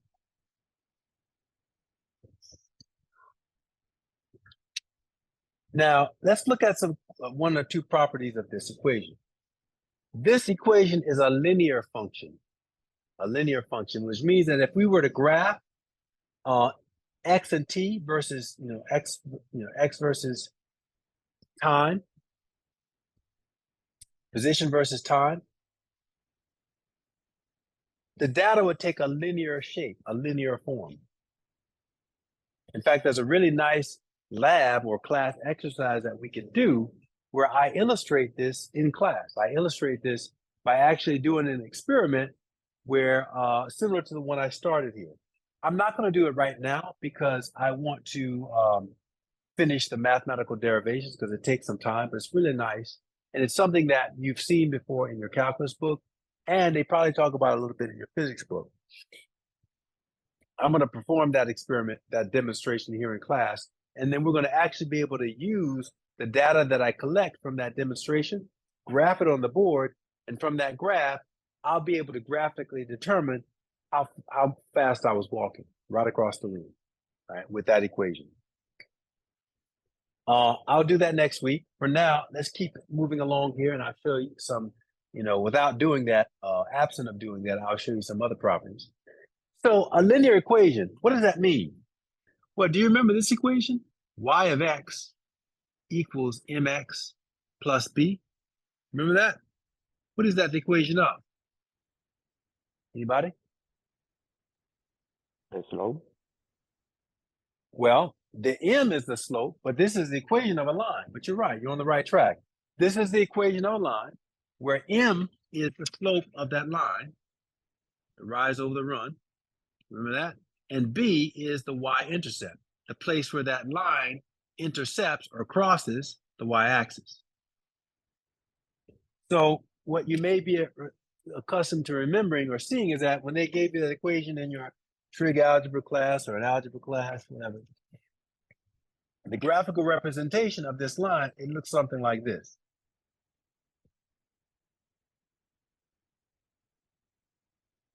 So that's x. I'm gonna go back to the conventional axis where you have the y going on.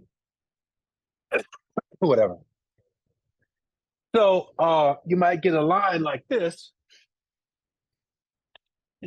something like that, right? The line. And so the value here, this is B. It's the place where the line crosses the y-intercept. And you've got various points. So like, since it's a line, it has a constant slope, but we can illustrate that the following way. Let's take a point on the line, and just any arbitrary point, kind of like, well, so this would be, bring this down. This would be x1, right? And come over here, this is going to be x2, but that corresponds to a y1 and a y2, right? Well, we say the slope is defined as the rise over the run, but the run is this thing here, delta x, this line. Remember, delta quantity is always final minus initial. So this guy here is delta x, right? And this guy right here is delta y. So in this case, my slope m is equal to delta, well, it's rise over run. So it's delta y over delta x, which is equal to x2 minus, so y2 minus y1 over x2 minus x1.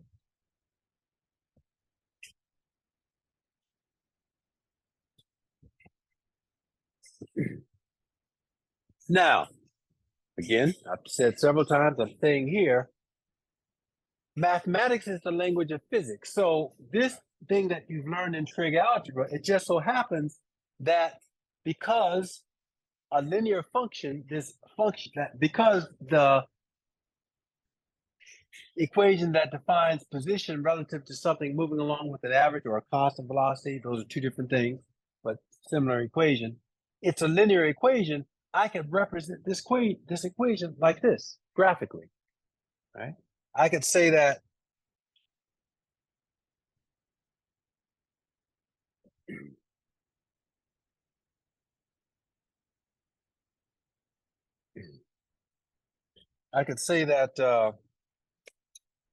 basically just map the thing right on top. Wherever there's a y, that becomes my, so the x is the independent. Oh, by the way, I use that language. Let's make sure we define it.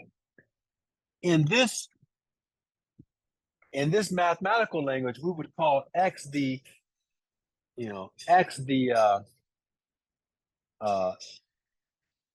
independent variable, and y is the dependent variable.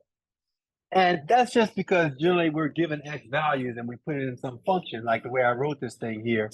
We're going to know if you had some set of data, the x's and stuff that you might know. I don't know, whatever it is, x1, x2, x3. And so if I put those x values into that formula, it cranks out a y value.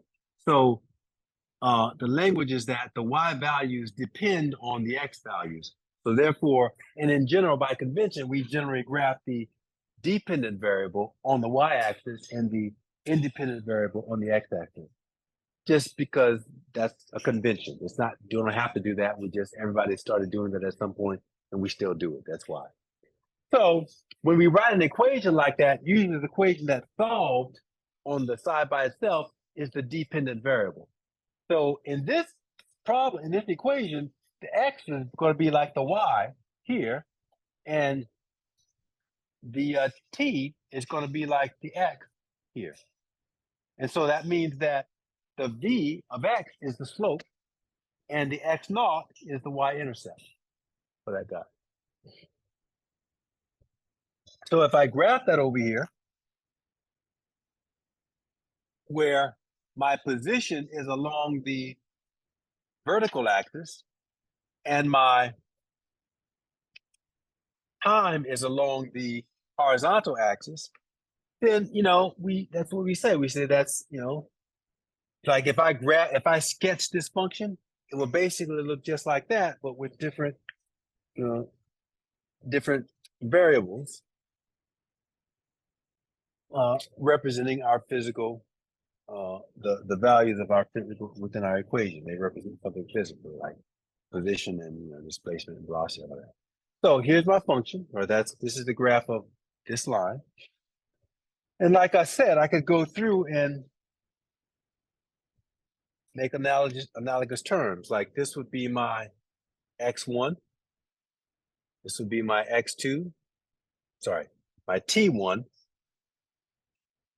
and my t2 corresponding to x1 and x2 on my graph. This is my so this doesn't actually represent what I did because, well, actually, I guess it does. Because my T1 occurred after I left, T naught was when I passed the origin. So T1 was in here somewhere. So my the y-intercept is not going to be at 0 because when I click my clock, I didn't start at 0 actually. So it shifted up. So I guess that wouldn't quite represent my motion. It would be a little different.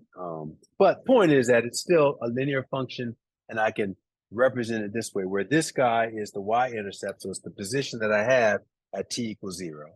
So that would be x naught actually. X naught. And my slope, and this is the thing I want to try to illustrate, is that one of the interesting points about this is that in this particular problem, the slope ends up meaning something physically. So here, my run is delta t. My rise is delta x. So my slope m is equal to delta x over delta t. But we can see from our definition of average speed that has units of speed. So whereas the definition of slope is equal to delta x over delta t, the definition of average velocity for this particular problem is 2. Well, the definition of slope is rise over run, but in this case, the rise over run happens to represent the average velocity of the function or of the system that's described by the function. So that's what I'll show you on Monday. I usually get a couple pieces of paper, 4 or 5 pieces of paper, and I shift the camera or I walk along the room and I just count, 101, drop a paper, 102, drop, 103, drop, 104, drop. Now, when the papers hit, they kind of scatter around. They don't stay in that same position. And also, when I'm counting, I'm not using a clock, right? So my seconds may be a little bit off. So what ends up happening is when I get the data points are kind of scattered over the graph. They look something like, like this. And actually, I start down at 0, right? So it's a slightly different curve than what I'm showing you here. I don't know. They're all over the place, whatever. And so you have to end up getting, that's terrible data. It might look more like this. It might be a few points on the thing. I think that's the shiny soil. So it might be more like this. That's a little bit better. Something like that. And so then, you did this in high school. You might have done an exercise like this where you then find the right line between the data points. So in high school, you just take a straight edge and you start somewhere and you just kind of, do whatever and find the right line and draw it, right? And so that's how you would then, when you take the slope of that line, that would correspond to the average speed that I had. So we'll do that. And it turns out to be pretty accurate if you're somewhat careful. Now, we're not going to do the high school method anymore. It's going to give me an opportunity to teach you a little bit about linear regression. And because from this point on, when we do that, oh, William represents straight line. Oh, thank you. That's bronze. I didn't hear you. I didn't do that. Oh, it's a lady there. Slope intercept. Yeah, good. That's right. Slope intercept form. That's right, Kimberly. That's what this is. Slope. That's what this looks like. It's a slope intercept form. Yeah. For the equation of a line. So you see, like I told you, and you're going to see it all repeating itself over and over in physics. These things we've learned in math, they have physical implications. Basically, the slope intercept form is it's literally the definition of average speed, and any average quantity, right? Really, but in this case, because of kinematics, it's speed. But we'll see it in other ways as well. Good. What was I saying? Oh yeah, linear regression. So you all may, I don't know if you know that term. You might have called it least square fit in high school, or where if you learned it before. It comes out of statistics. So we have to learn how to do that.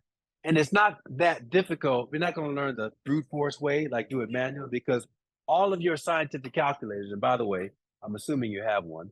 If you don't have one, you're going to need one for this class. And, you could get the standard Texas Instrument or whatever, I don't know, whatever's out there. Or, there's online stuff now. I think someone told me about Desmos, which is like a graphing protocol, which is so whatever you can get one, like you need a scientific calculator. So, and preferably something that might graph something for you as well. So yeah, so go for Desmos if that's because that'll have everything. It'll be a calculator and also you can graph stuff, and it's free, I think. So you don't have to go out and buy a calculator. Just use that guy. That's amazing, Desmos. I just yeah. So, any of those programs will actually do linear regression for you. But I'm going to just show you on your calculator. We'll talk about it Monday. I don't want to do it now because, but I'm going to have you take out your whatever device you're using and make sure you see the linear regression. In fact, that's a little bit of homework or for the weekend. Between now and then, get your calculator, get the manual, and make sure you know how to do linear regression from your calculator, and maybe take a couple of exercises. The manual will have a couple of exercises for you to do that. And basically, you're not doing it. All you're doing is learning how to put the data in. So you're going to have a series of data points, and they'll probably give you some, but you're going to have, I'll do it in Y and X. You have, X and Y, or just like I showed here. In most scientific calculators, you then have to put that data into the calculator. And that's what I'm saying. All calculators are different. There's a certain protocol of being able to do that. But once the data is in, there's going to be a linear regression button someplace on most calculators. It's probably L dot R dot. That's what it looks like. The little signs above or below the keys. Somewhere on there, they have that. So once the data is in, you just press the button. And it calculates the linear regression for you. And what it will give you is the slope and the y-intercept. Excuse me. It'll give you the slope, Bm, the y-intercept B. Then it also gives you some other value. I think it's probably the R value or R value, probably R value. And it's that means that's the correlation coefficient. And the correlation coefficient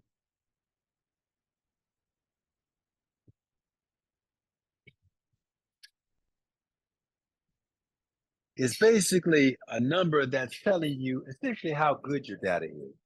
That is, how closely the data is linear. And generally speaking, you want a correlation coefficient to be something like, 0.999. You want to get probably 3 nines in there. And then they'll start to drop off maybe 8, 7, 8, something. But generally, the more nines you have, the better, because that rounds to 1. So it's saying that basically this is a percentage. So it's like when you hear people say in statistics, you know, there's 99 point blah blah blah percent of whatever it does whatever. That's a correlation coefficient that they've used.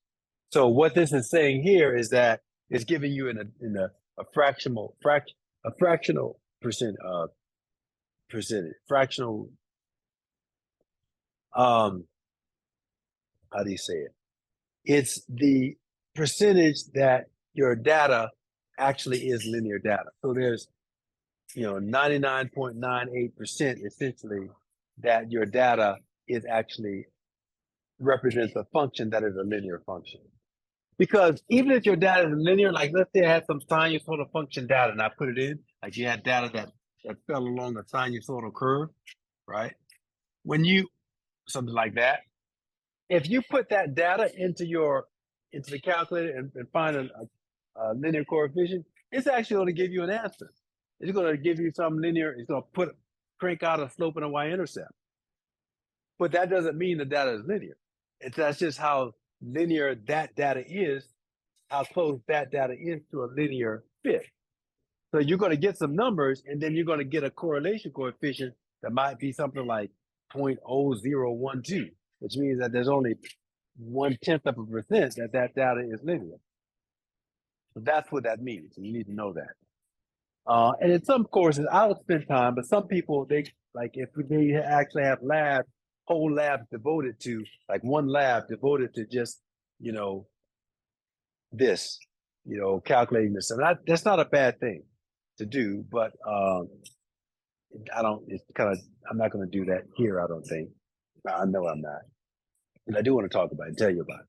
So I haven't done that the past couple of semesters. But anyway, we do have class demonstrations, and I'll talk about it. And sometimes I might have a little homework exercise to do on that. Anyway, this guy, that's what the correlation coefficient is. And in general, if you have at least 2 or 3 nines, you're good. That is pretty good and whatever. So that's what that is. All right. All right. Any questions about that? Which one calculated? Like I said, it doesn't matter. Whatever, you could use Desmos. Desmos is an online, I think, calculator and graphing program that you can get some versions if we just type in DESMOS. That's the cheapest. Well, there you go, Edgar. Good. That's the cheapest. But and it's really good. It's cheap, right? But there's a gazillion calculators out there. I like HP for mine. I have this calculator I had this freshman in college. It's like a 40-year-old calculator. They're really good. They were like the Apple before Apple came out. I think I told you Apple didn't come out until it came out in '84. I was a sophomore then. And of course changed the world. But before Apple, there was kind of hard to imagine what the world was like before Apple, Microsoft. But there were some products that had that kind of quality. And Hewlett Packard was one of them. They still are to some degree. They're a really good company. And they made really good devices. And so I have a Hewlett Packard, and they made graphical versions of that. And I've had Texas Instruments and things like that too. I don't really like Texas Instruments as much. But anyway, it doesn't matter. Whatever calculator you get is fine.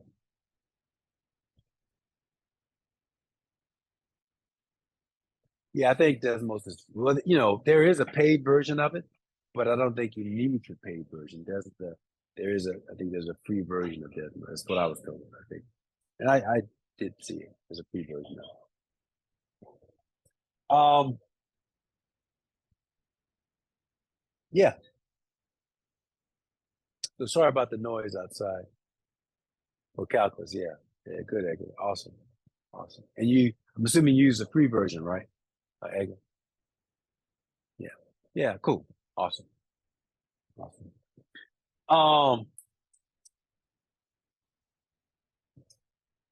Sorry about the noise out there. We're putting down take a quick look. New carpet in my building. I think I mentioned that. So outside my door.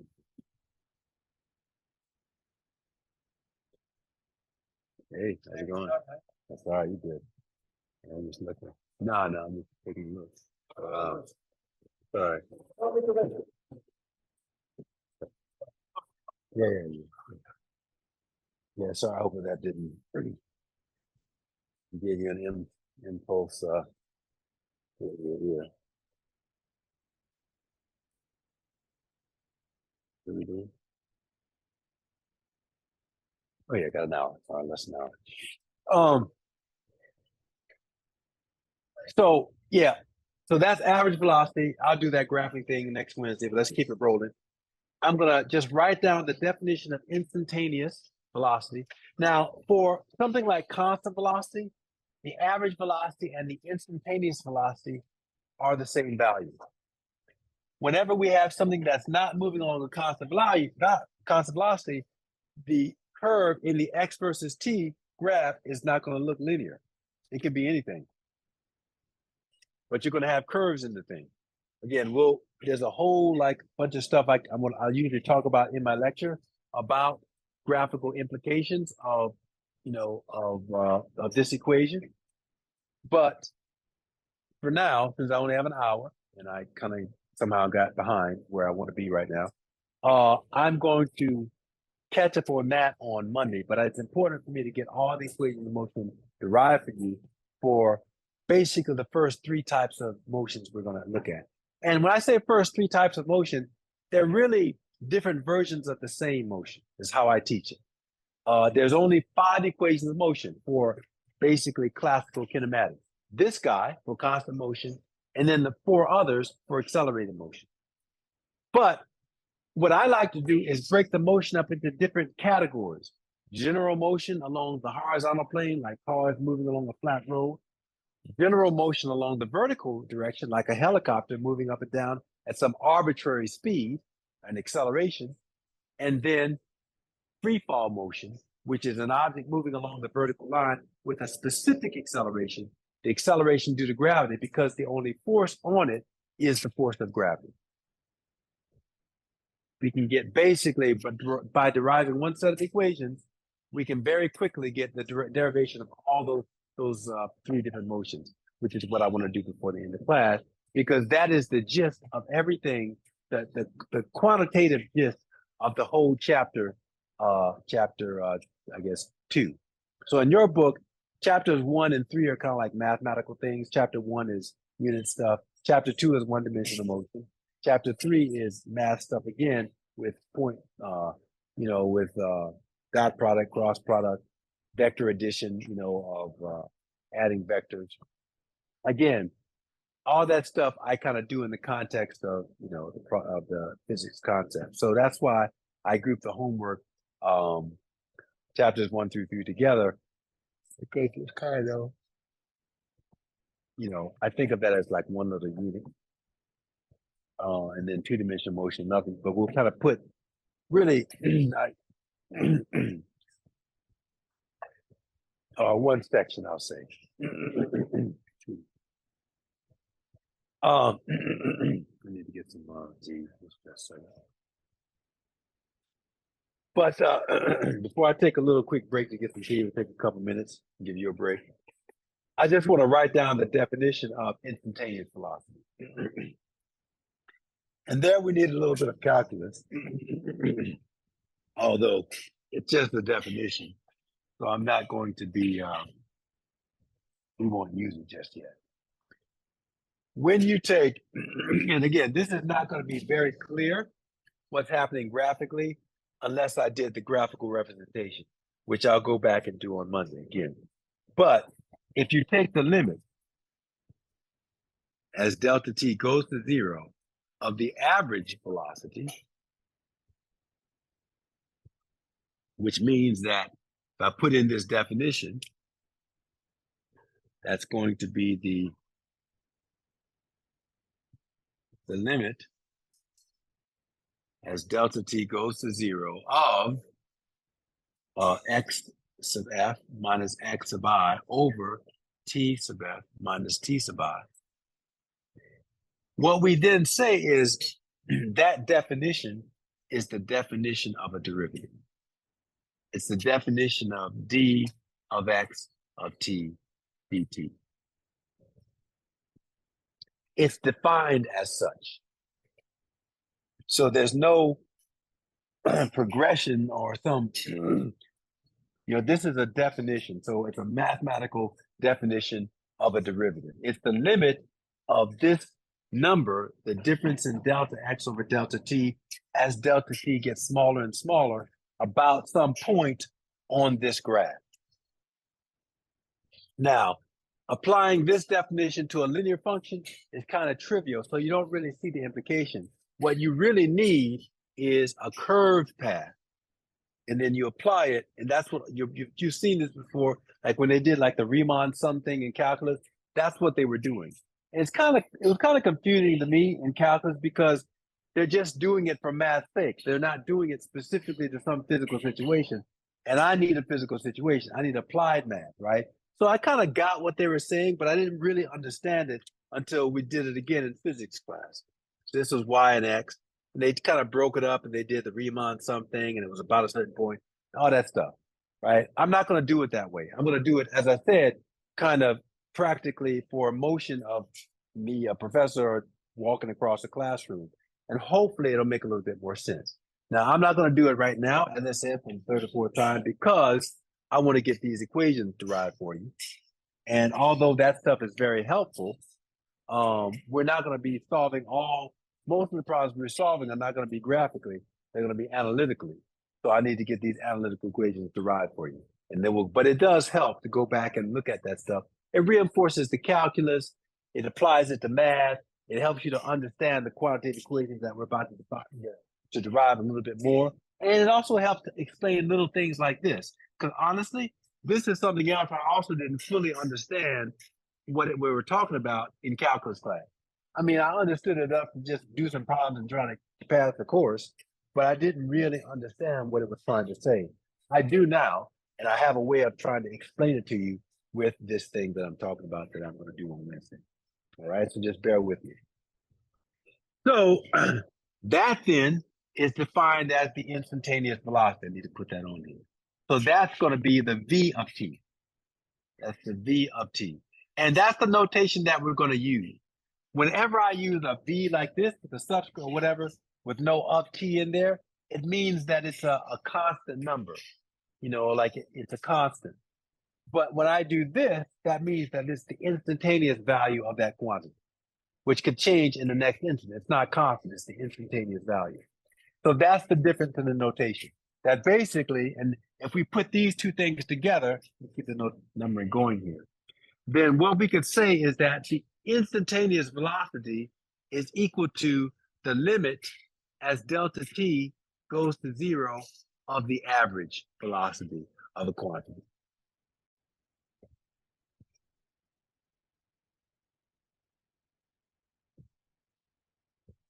And that is defined as the derivative with respect to the instantaneous position with respect to time. All right.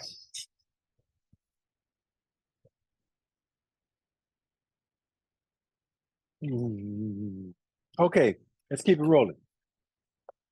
Should be recording cranked out for you. So that's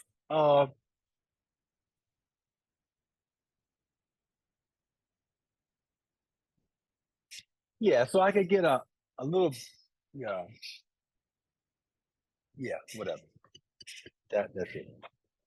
Okay.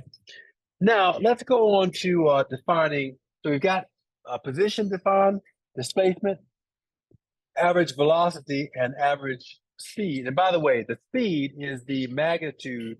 So speed is what we call. It's like the magnitude of the average velocity. So it's like the vector, the part of it's like what we talked about with vectors. It's the vector has magnitude and direction. So the speed, like on your speed, they don't call it a velocity onometer. They call it a speedometer. Because when you look at it, it doesn't tell you anything about the direction in which you're traveling. It only tells you about how fast you're going, the magnitude. In order to get direction, you'd have to have like a compass where you could talk about, like as Kimberly mentioned earlier, east, west, south, north. That's again, just we conventionally like to talk about direction in that way. What we could have done it other ways. We could talk about X, Y, like you could define space in any way, however you want. And in mathematics, in general, we do X, Y, and Z, and we can set that up however we want. So we would have to go to some reference point like that to get the direction. So the speed plus the direction is the velocity. Same thing. Here's what I'm trying to illustrate. This is just average speed, and it happens to be the magnitude of the velocity, which looks just like that, but then it would have in fact, I could take if I wanted to look at the average velocity, I take the absolute value sign on, and I just stick on an I hat over here. And so that is the vector representation. That's in average velocity, whereas the other thing was average speed. Okay. All right. Now let's look at let's take we got to look at acceleration, average acceleration, and average and instantaneous acceleration. And hopefully you see a pattern here. We established position, then we took a difference in position per unit time, and that became the average velocity. Now we've established what velocity is. We're going to take a difference in velocity and divide that by time, and that's going to be our definition for average acceleration. We're building one on another. So the average acceleration, I'm going to use a similar notation as I used before, right? Average acceleration, we can keep it in the x direction if we want.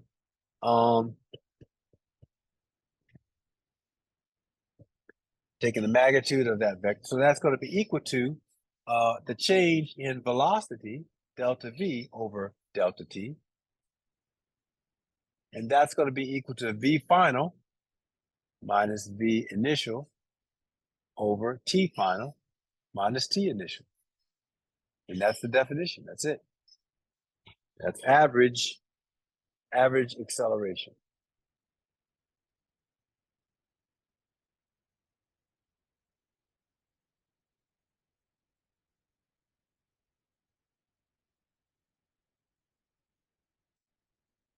Okay. And we got 13 here. Let's box it in.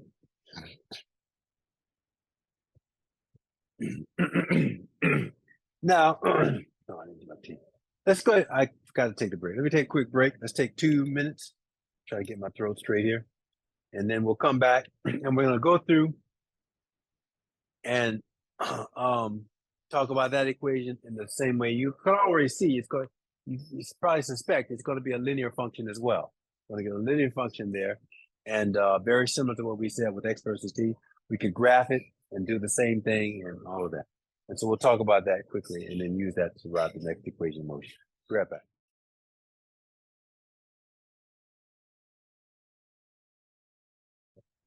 All right. Let me keep this going so I can get this done here. So here, we can do a very similar thing, right? If we allow v of f to go to v of t, the final velocity, then v initial to go to v naught, then of course t final just goes to t, and then t initial goes to 0. Excuse me. Dust are kicking about there. Maybe that's why might be why I'm something going in my throat. Pulled up all the old carpet out there and taking up that noise you're hearing is the wood underpinnings that they staple the carpet to and clean that up. And I got filters in here. So.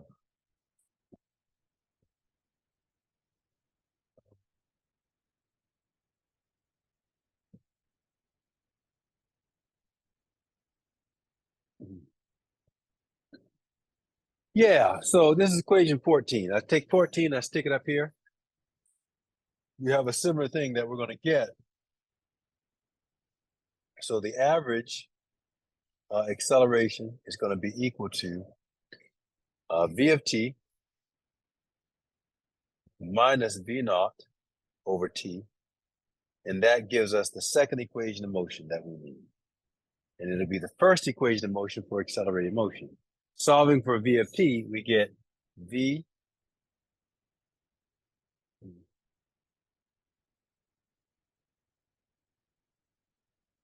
of t equals v naught plus a x times t, average acceleration time. And that's going to be our second equation of motion. The first one for accelerated motion. Okay? Professor, Yeah, what does it say under the A? Is that like for 15? that's a subscript. Sorry.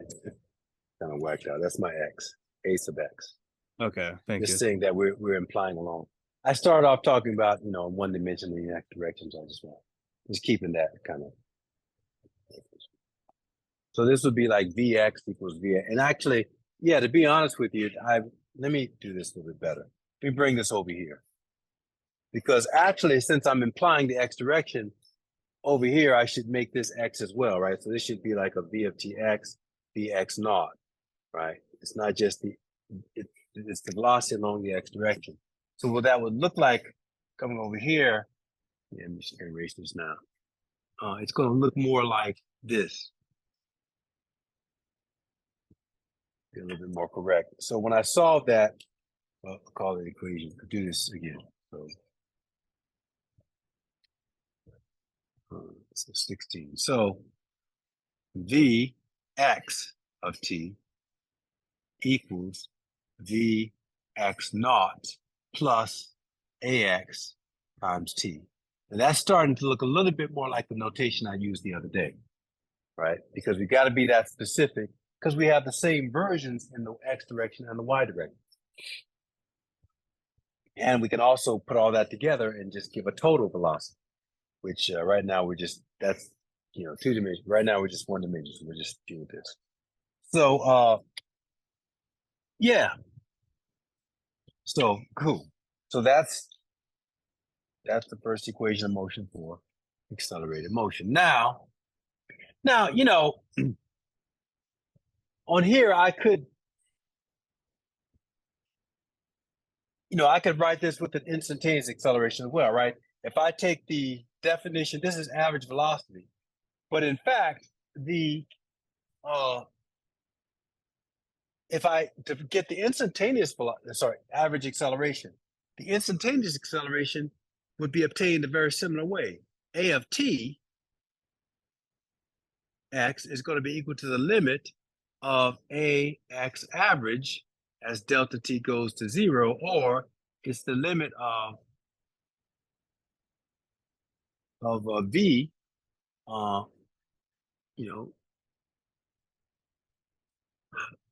using the previous notation, v final minus v initial over t final minus t initial, or just, delta x over delta t. Maybe I should just write it like that. Sorry, delta v of x over delta t. And so that's defined as a derivative. The derivative, this whole process is defined as the derivative of v of t with respect to x.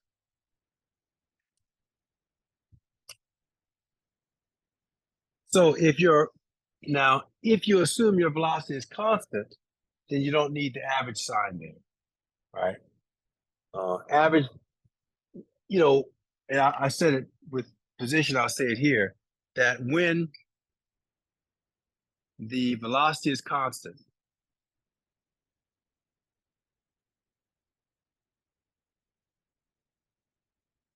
the average,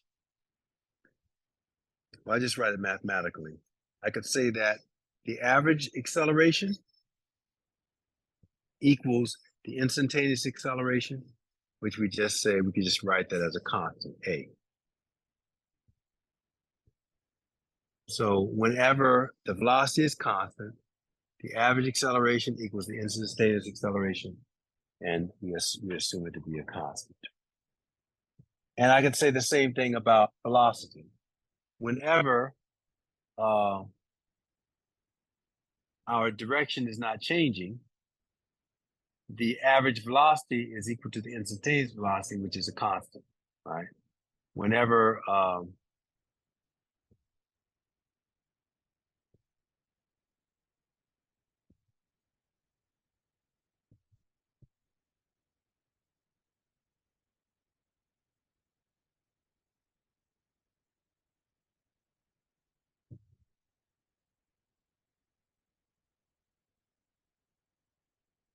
I don't know. So I could write this equation as, without the average sign, v of t equals vx naught plus a x times t. So whatever, maybe that's the one I should box in, the one without the average velocity equation. Without the average velocity, the average acceleration in it like that. So let's go with that. All right, let's roll, keep it rolling. We got 3 others to derive. Yeah, we can do it. So again, I'm gonna avoid calculus doing this. We'll do all these again later when we get Newton's second law in a week or so, 2 weeks maybe. And you know, it'll take us a few minutes to derive all these all 4 equations or 5. Whereas with this, with the algebra with that stuff, it takes a little bit more with dealing with basic mathematical definitions. But I'm going to employ 3 equations. These 2. Remember, this came from the definition of average velocity. This came from the definition of average acceleration. But there's also another equation for average velocity that we could use when you're talking about the velocity between 2 points. And that is just the average of 2 numbers, right?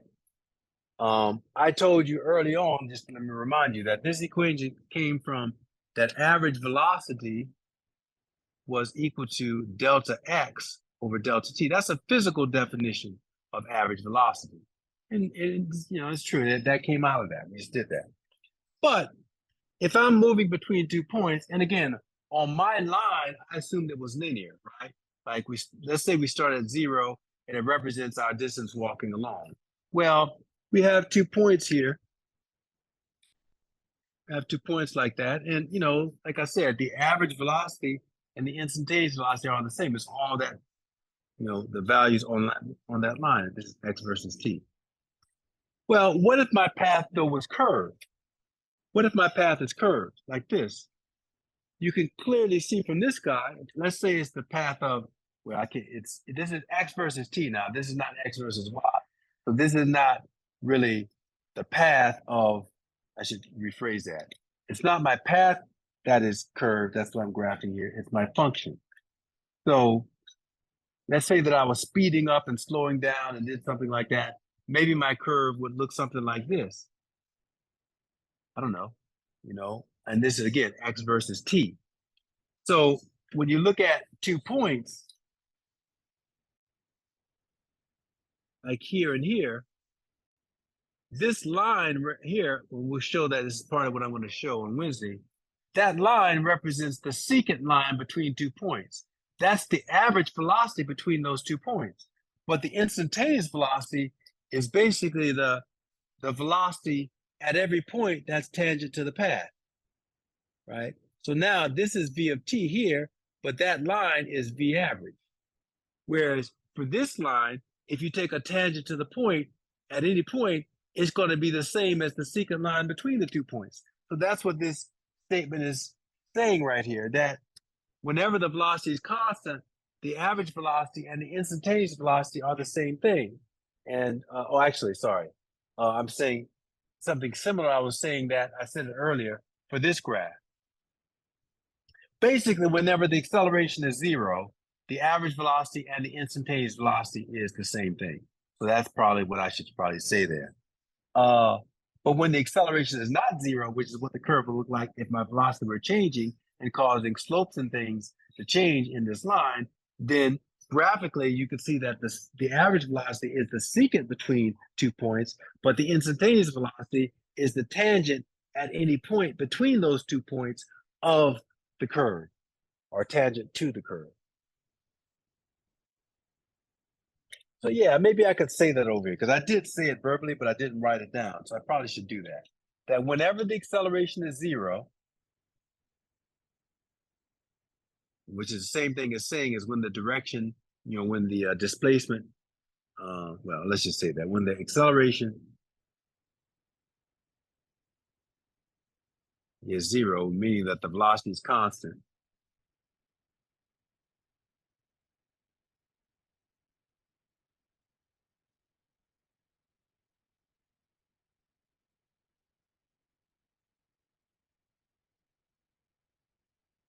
then Vx average is equal to V of t, which is just V, a constant.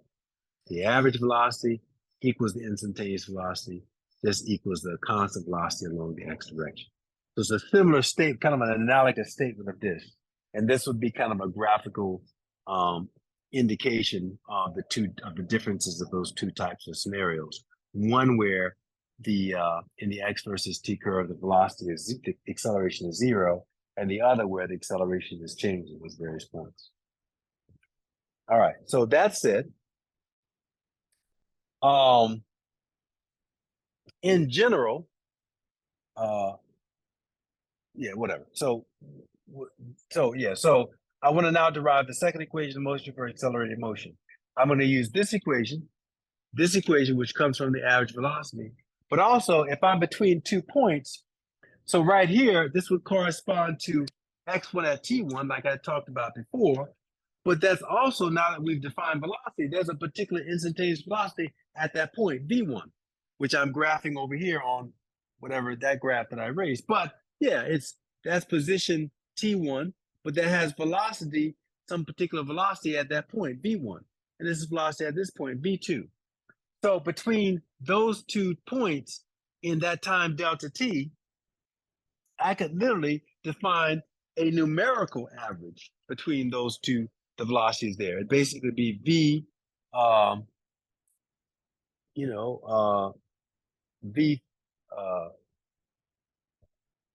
v, using the notation that I have now, v1 plus v2, or v final, as I said over here, as I said right here, v final is v naught.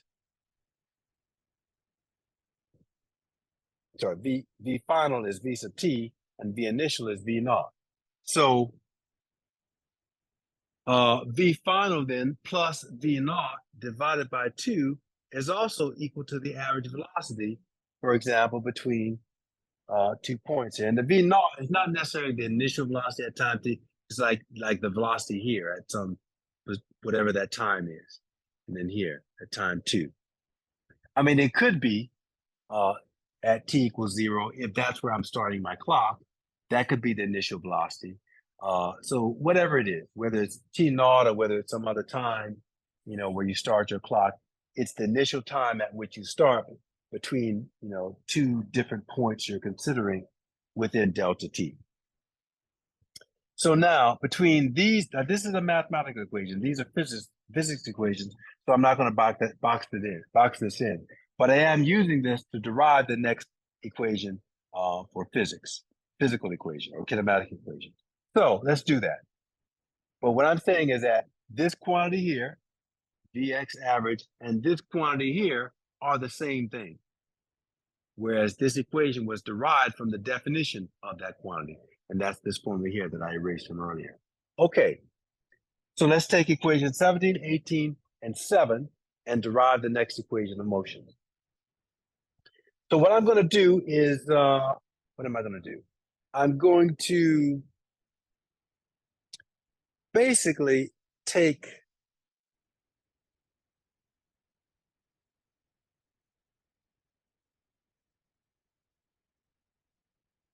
the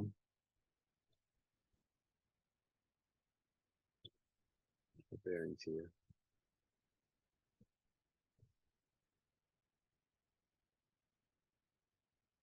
Yeah, I'm going to take equation 7. Now remember, I guess I should make this v of t because I had redefined it right over here. Right? So v of t and v naught.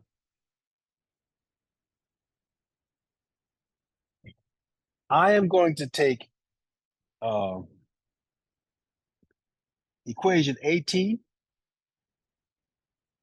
and I'm going to substitute it. What am I going to do?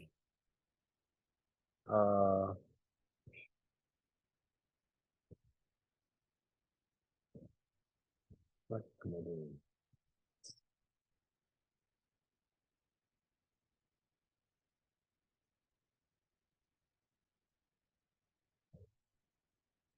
Oh, no, sorry.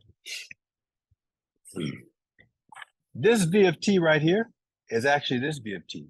So I'm going to start by taking equation 17 and substituting it into here. All right. Erase some stuff here.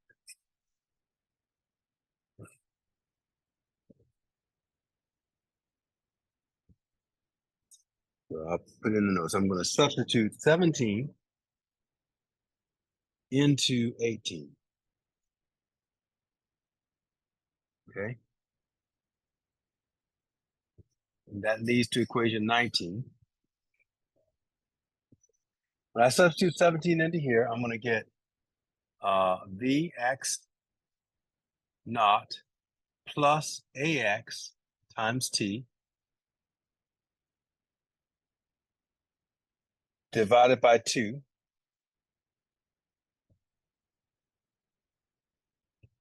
plus V naught, all that divided by 2 plus V naught, and that equals V average, V of x average. Okay. Now let's simplify that equation by multiplying through what am I doing? Why is this so difficult?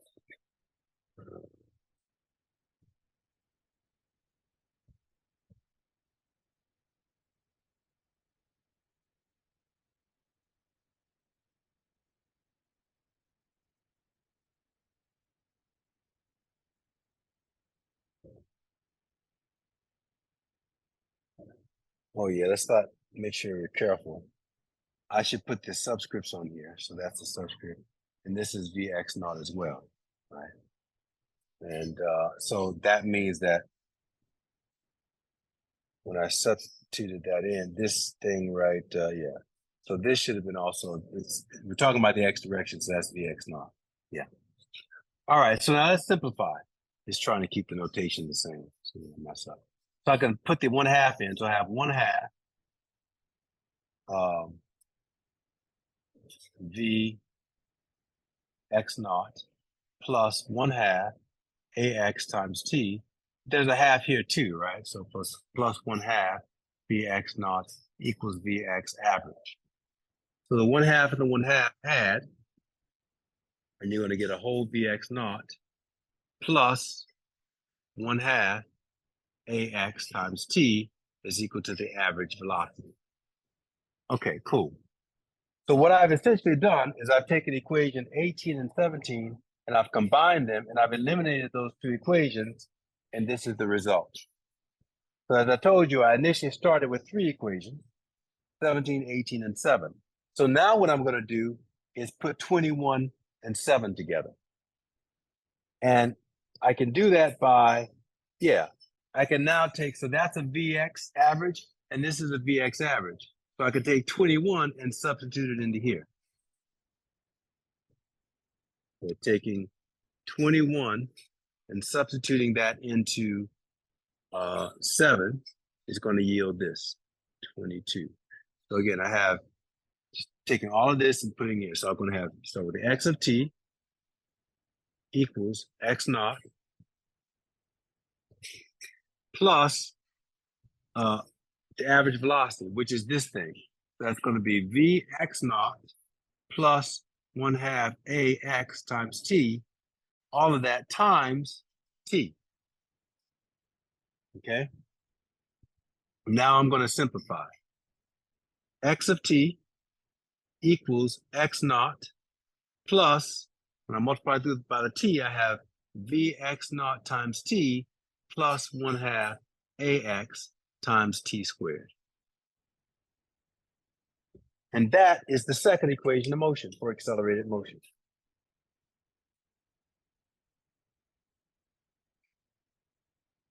Okay. All right. All right. So now we don't need this anymore. This is a math equation. It's not a physics equation. It was helpful, but the three physics equations that we've derived now is constant motion, 2 equations for constant motion, 2 equations for accelerated motion. But we really have 4 equations for accelerated motion, so we got 2 more equations to get. But the hard work is actually done. The way you get the other 2 equations of motion for accelerated motion is I now play around with these 2 equations. I take equation 17 and so the velocity squared equation. If I eliminate time between these 2 equations, that's how you get that other equation. In other words, if I take equation 17 and I solve it for time, so time is equal to, so I take this guy over, so that's going to be v, and I'm going to kind of drop the explicit t notation so I can kind of move forward because your book won't have it either. So vx minus vx naught over ax. Now, if I take that t and substitute it into here, and I'll let you do this as an exercise at home. It's an algebraic exercise. But I'm running out of time, and that would take me a little bit more time to. But you just plug it in, and then just do algebra and get and simplify it. What you get, so plugging 18 into 23. Actually, is that 18? This should be 24. So this was 18. So 24. So this comes from solving 17 for t. If I then take 24 and substitute into 23, do a bunch of algebra, maybe 3 or 4 steps, what I would then get is this guy. V final squared, or V sub x squared, equals Vx naught squared plus 2a times x minus x naught. And that is the third equation of motion for accelerated motion.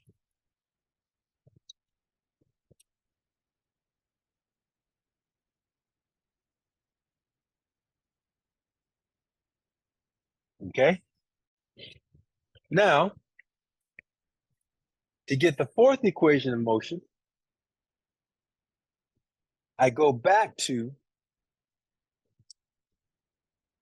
equation 17, and as opposed to solving it for time, I solve it for acceleration. So the acceleration then, from 17,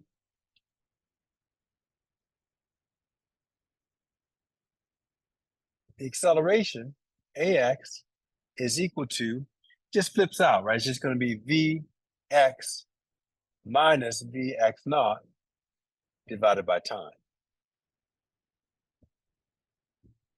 And then if I take 26 and substitute that into 23, so I'm just putting it in that term right there, the acceleration. And then there's about 2 steps of algebra. If I do that, then it simplifies to what I call the average velocity equation, which is the fourth equation of motion for accelerated motion. It simplifies to this guy. X minus x naught is equal to 1/2 Vx naught plus Vx times t.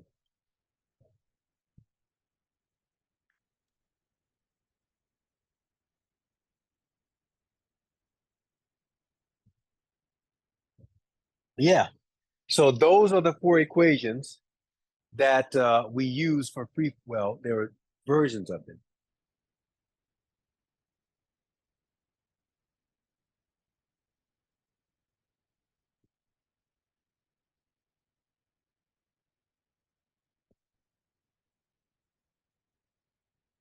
Cool. All right. Yeah. So 10 minutes, yes. So those are the equations. Those are the 5 basic equations of motion. Now here is where my kind of lecturing, again, it's fourth time or third or fourth time I'm saying, kind of diverges diverges a little bit from the way the material probably is presented in your physics books and frankly most physics books. There really are only 5 equations of motion for this basic type of motion for constant acceleration. And we are assuming constant acceleration here. However, I found because of the problem solving technique that I kind of teach and the language that I use, it's nice to kind of think of physics, in terms of kind of concepts. One person told me a long time ago, which I still use, that, we teach concepts in physics, not equations. These are just the mathematical equations that just happen to apply to kinematic motion. But as I told you, they're not specific to kinematic motion or motion at all. They're, when you do the same thing in, in calculus where you derive these types of relationships, they're just X and Y, right? They're just some arbitrary mathematical function that happen to fit, this kind of thing. So what I like to do is to not keep it in the mathematical form, but to go one step further and just set it up the way we organize it in terms of the concepts that we're applying to. And so they're basically in this first couple of chapters, 1 through 4, you're looking at the only physics concepts you're looking at are 2. Motion in one direction and along a linear direction, one-dimensional motion, and then two-dimensional motion. But we can break one-dimensional motion up into 3 types of one-dimensional motion: general in X, general in Y, and free fall. So that's what I'm just going to focus on for the next 8 minutes of class, as I'm going to take these 5 equations and I'm going to categorize them into 3 different types of motion. And based on the criteria of that motion, it's going to change the way these equations look.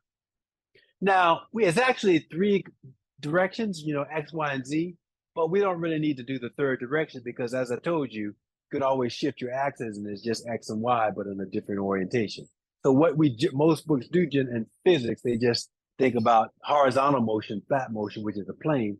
So that takes care of 2 dimensions. And then the vertical dimension is a separate dimension.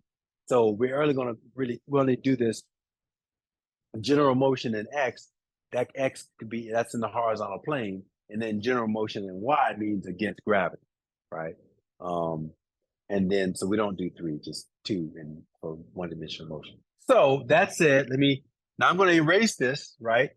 Because I got these, and we'll write them down for the 3 types of motion. Because this is where you're going to start from.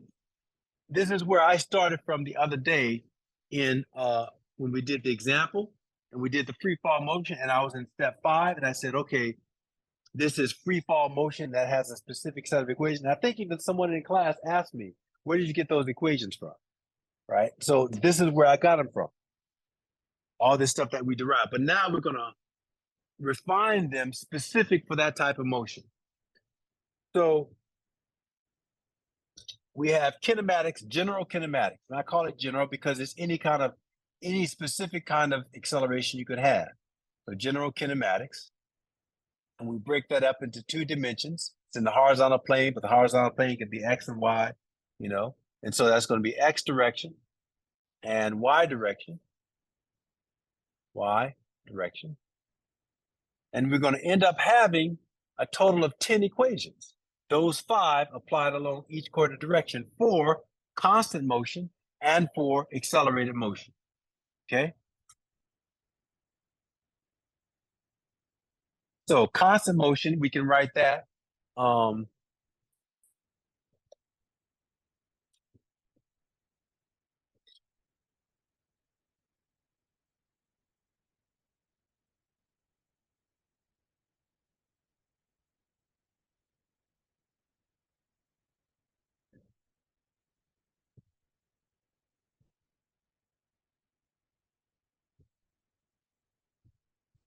like this.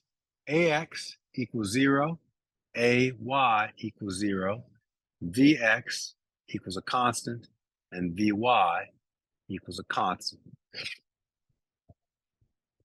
Actually, that should be here. Sorry. So AX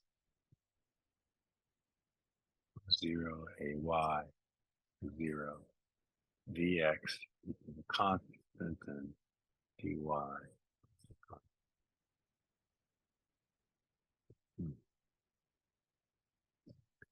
And at least for the next couple of chapters, we'll assume that for accelerated motion, the acceleration is not changing. So the acceleration for this motion is a constant. And so acceleration in the y direction is also a constant. Now,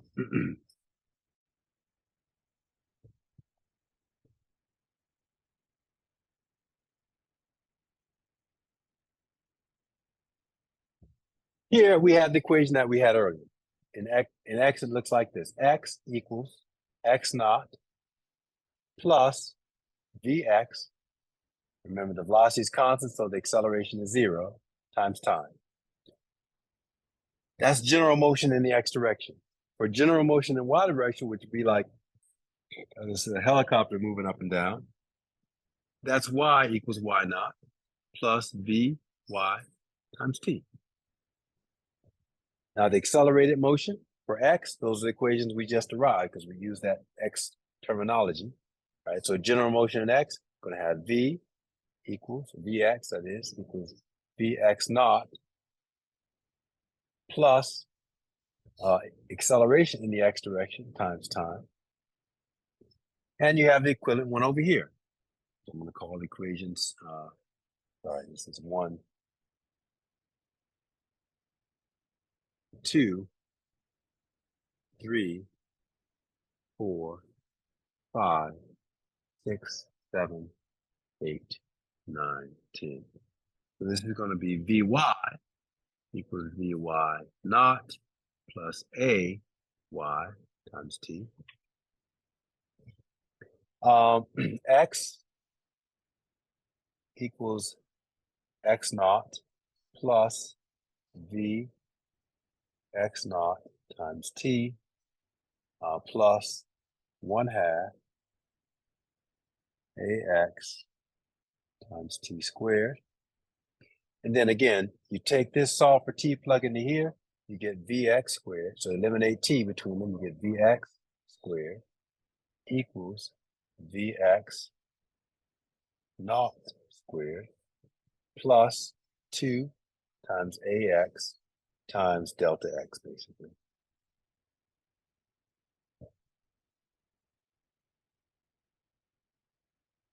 And then the final equation, delta X equals 1/2 Vx naught plus Vx times T. I refer to this as the average velocity equation simply because it has the numerical average of the velocity in the equation. Vx plus Vx naught divided by 2. That's the definition that we had used. Now, same thing here. Y, or analogous equations here, equals y naught plus Vy naught T plus 1/2 Ay times T squared. And Vy squared equals Vy naught squared plus 2 Ay times delta y.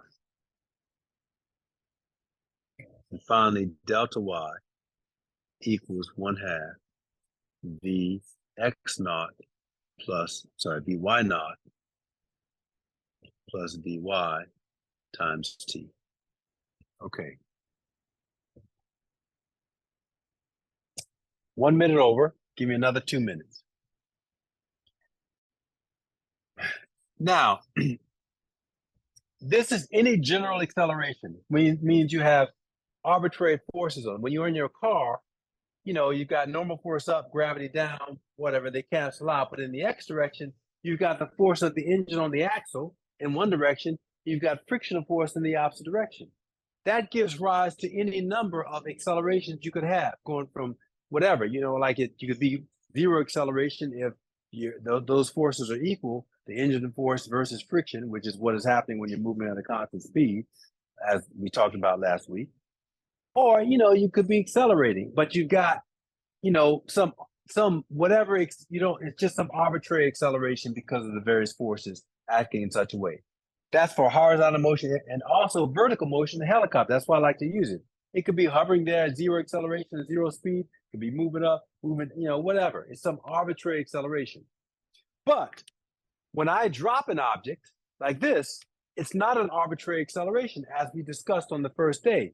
And most of you knew that because it's the force of gravity on it, it gives rise to a specific acceleration. And it doesn't matter what the mass is. Be a Mack truck, could be a feather. It's falling at a specific acceleration. So that's got to still somehow be related to these equations, because these are the general equations of motion. And that motion is specific.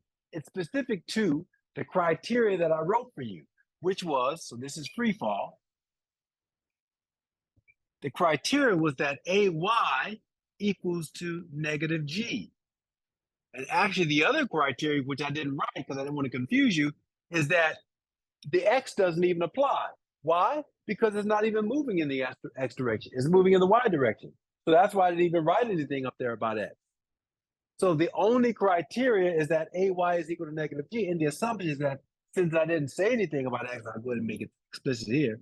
Like, you don't talk, I don't even want to do that. I don't like that because it's not there, right? It's no motion in that direction. So what I like to ask students is if you apply this criteria for free fall motion to the general equations of motion, there's only 4 equations that will survive. Which ones would they be? In the interest of time, I'm going to tell you. But just think about it. If there's no motion in the X direction, those 4 don't apply. So that only leaves, so these 5 don't apply. So that's out. That only leaves these 5. But in these 5, which ones should apply to free fall motion? Constant motion?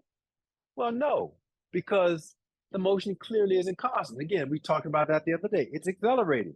When I drop it, its initial velocity is 0. If the motion were constant, when I dropped it, it would just hover there in the air and just stay there. That's not natural. That's not normal. It doesn't. Force of gravity, a constant force, leads to a constant acceleration, G. AY equals negative G, specifically, negative G. So this equation is out because that's only for constant motion. The only things that are left are these. But why keep it like that? I think as a really teaching mode, again, I'm teaching concept. So I want you to look at a physical situation and think concept. Think general motion in X. Don't think what equation do I use first. That's not consistent with my problem solving technique. The problem solving technique says what concept applies to this physical situation. Just write them all down. We'll figure out what equation and mathematical path we need later. But for this step, just tell me what applies. So when you're looking at something that's falling through the air, none of this stuff applies. Why? Because that's for general motion in the X direction, the X and Y direction. If something is falling, it's not general. It's specific to free fall motion. That's how I want to train you. So when I apply this criteria to these 10 equations, only these 4 survive, but they survive in such a way where AY is equal to negative G. So just stick it in and then write that specific to that type of concept, or that specific, write it specific to that concept. And so when I do that, that's where those equations came from, right? That Vy is equal to Vy naught minus GT, right? Where AY is negative G. Then Y is equal to Y naught plus Vy naught T minus 1/2 GT squared. Then, because that, in plugging that guy in here, Vy squared is equal to Vy naught squared minus 2G delta Y. And then finally, Well, this is kind of a tricky equation a little bit because we'll talk about the mathematical importance of these. This is usually the least most powerful equation, but it is necessary. In fact, a lot of physics would just write these three equations as accelerated motion, and they never include this one.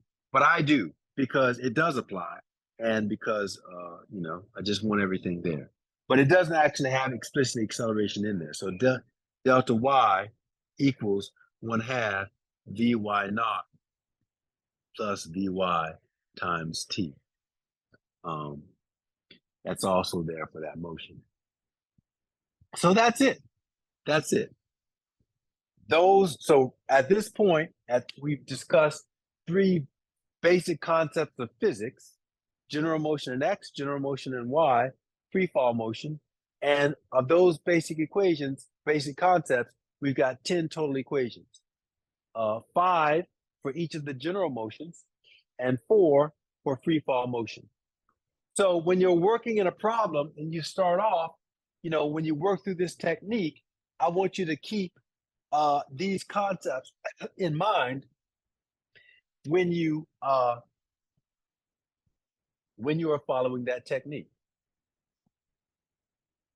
Now, the first thing that I'm going to probably do on Wednesday, well, I do want to go back and look at that graphical stuff that I told you. But what I normally do now is to go back to our demonstration problem and tweak it. And so you can maybe take that yourself and work with it. Use those numbers that I have to give you some numbers, but we had a ball, I think it was 60 centimeters above the ground, and I dropped it. So what I would normally do now is come back, okay, and either throw it down or do both. Throw it down with an initial velocity, and let's make that initial velocity 2.5 meters per second. So as opposed to dropping it, I'm going to throw it down with an initial velocity in the y direction of 2.50 meters per second. Now, what we would expect is that whenever we now calculate the final velocity and the time, the final velocity should be a little higher, because as opposed to dropping it, I threw it down, and the time should be shorter, because clearly it's going to take less time to hit the ground if I throw it down as opposed to dropping it. So go back and work that problem with that initial velocity as opposed to being 0, let it be 2.50 meters per second. Then work the problem again by throwing the ball up with the same velocity. Keep in mind, as I told you the other day, if you throw it down, this thing is negative. When you throw it up, that's positive. You got to put that into the equations here. Throw it up, and then find the total time it takes to be in the air, and also the final velocity just before it hits the ground. We'll be doing those in class on Monday. And actually, you could actually look, it's already, if you look ahead and those are 6-hour lectures in the thing, but I've already done it. You can look ahead in those lectures. You can scroll forward if you want in lectures 3 or 4, somewhere in there, maybe 2. And you can find where we did that so you can work ahead.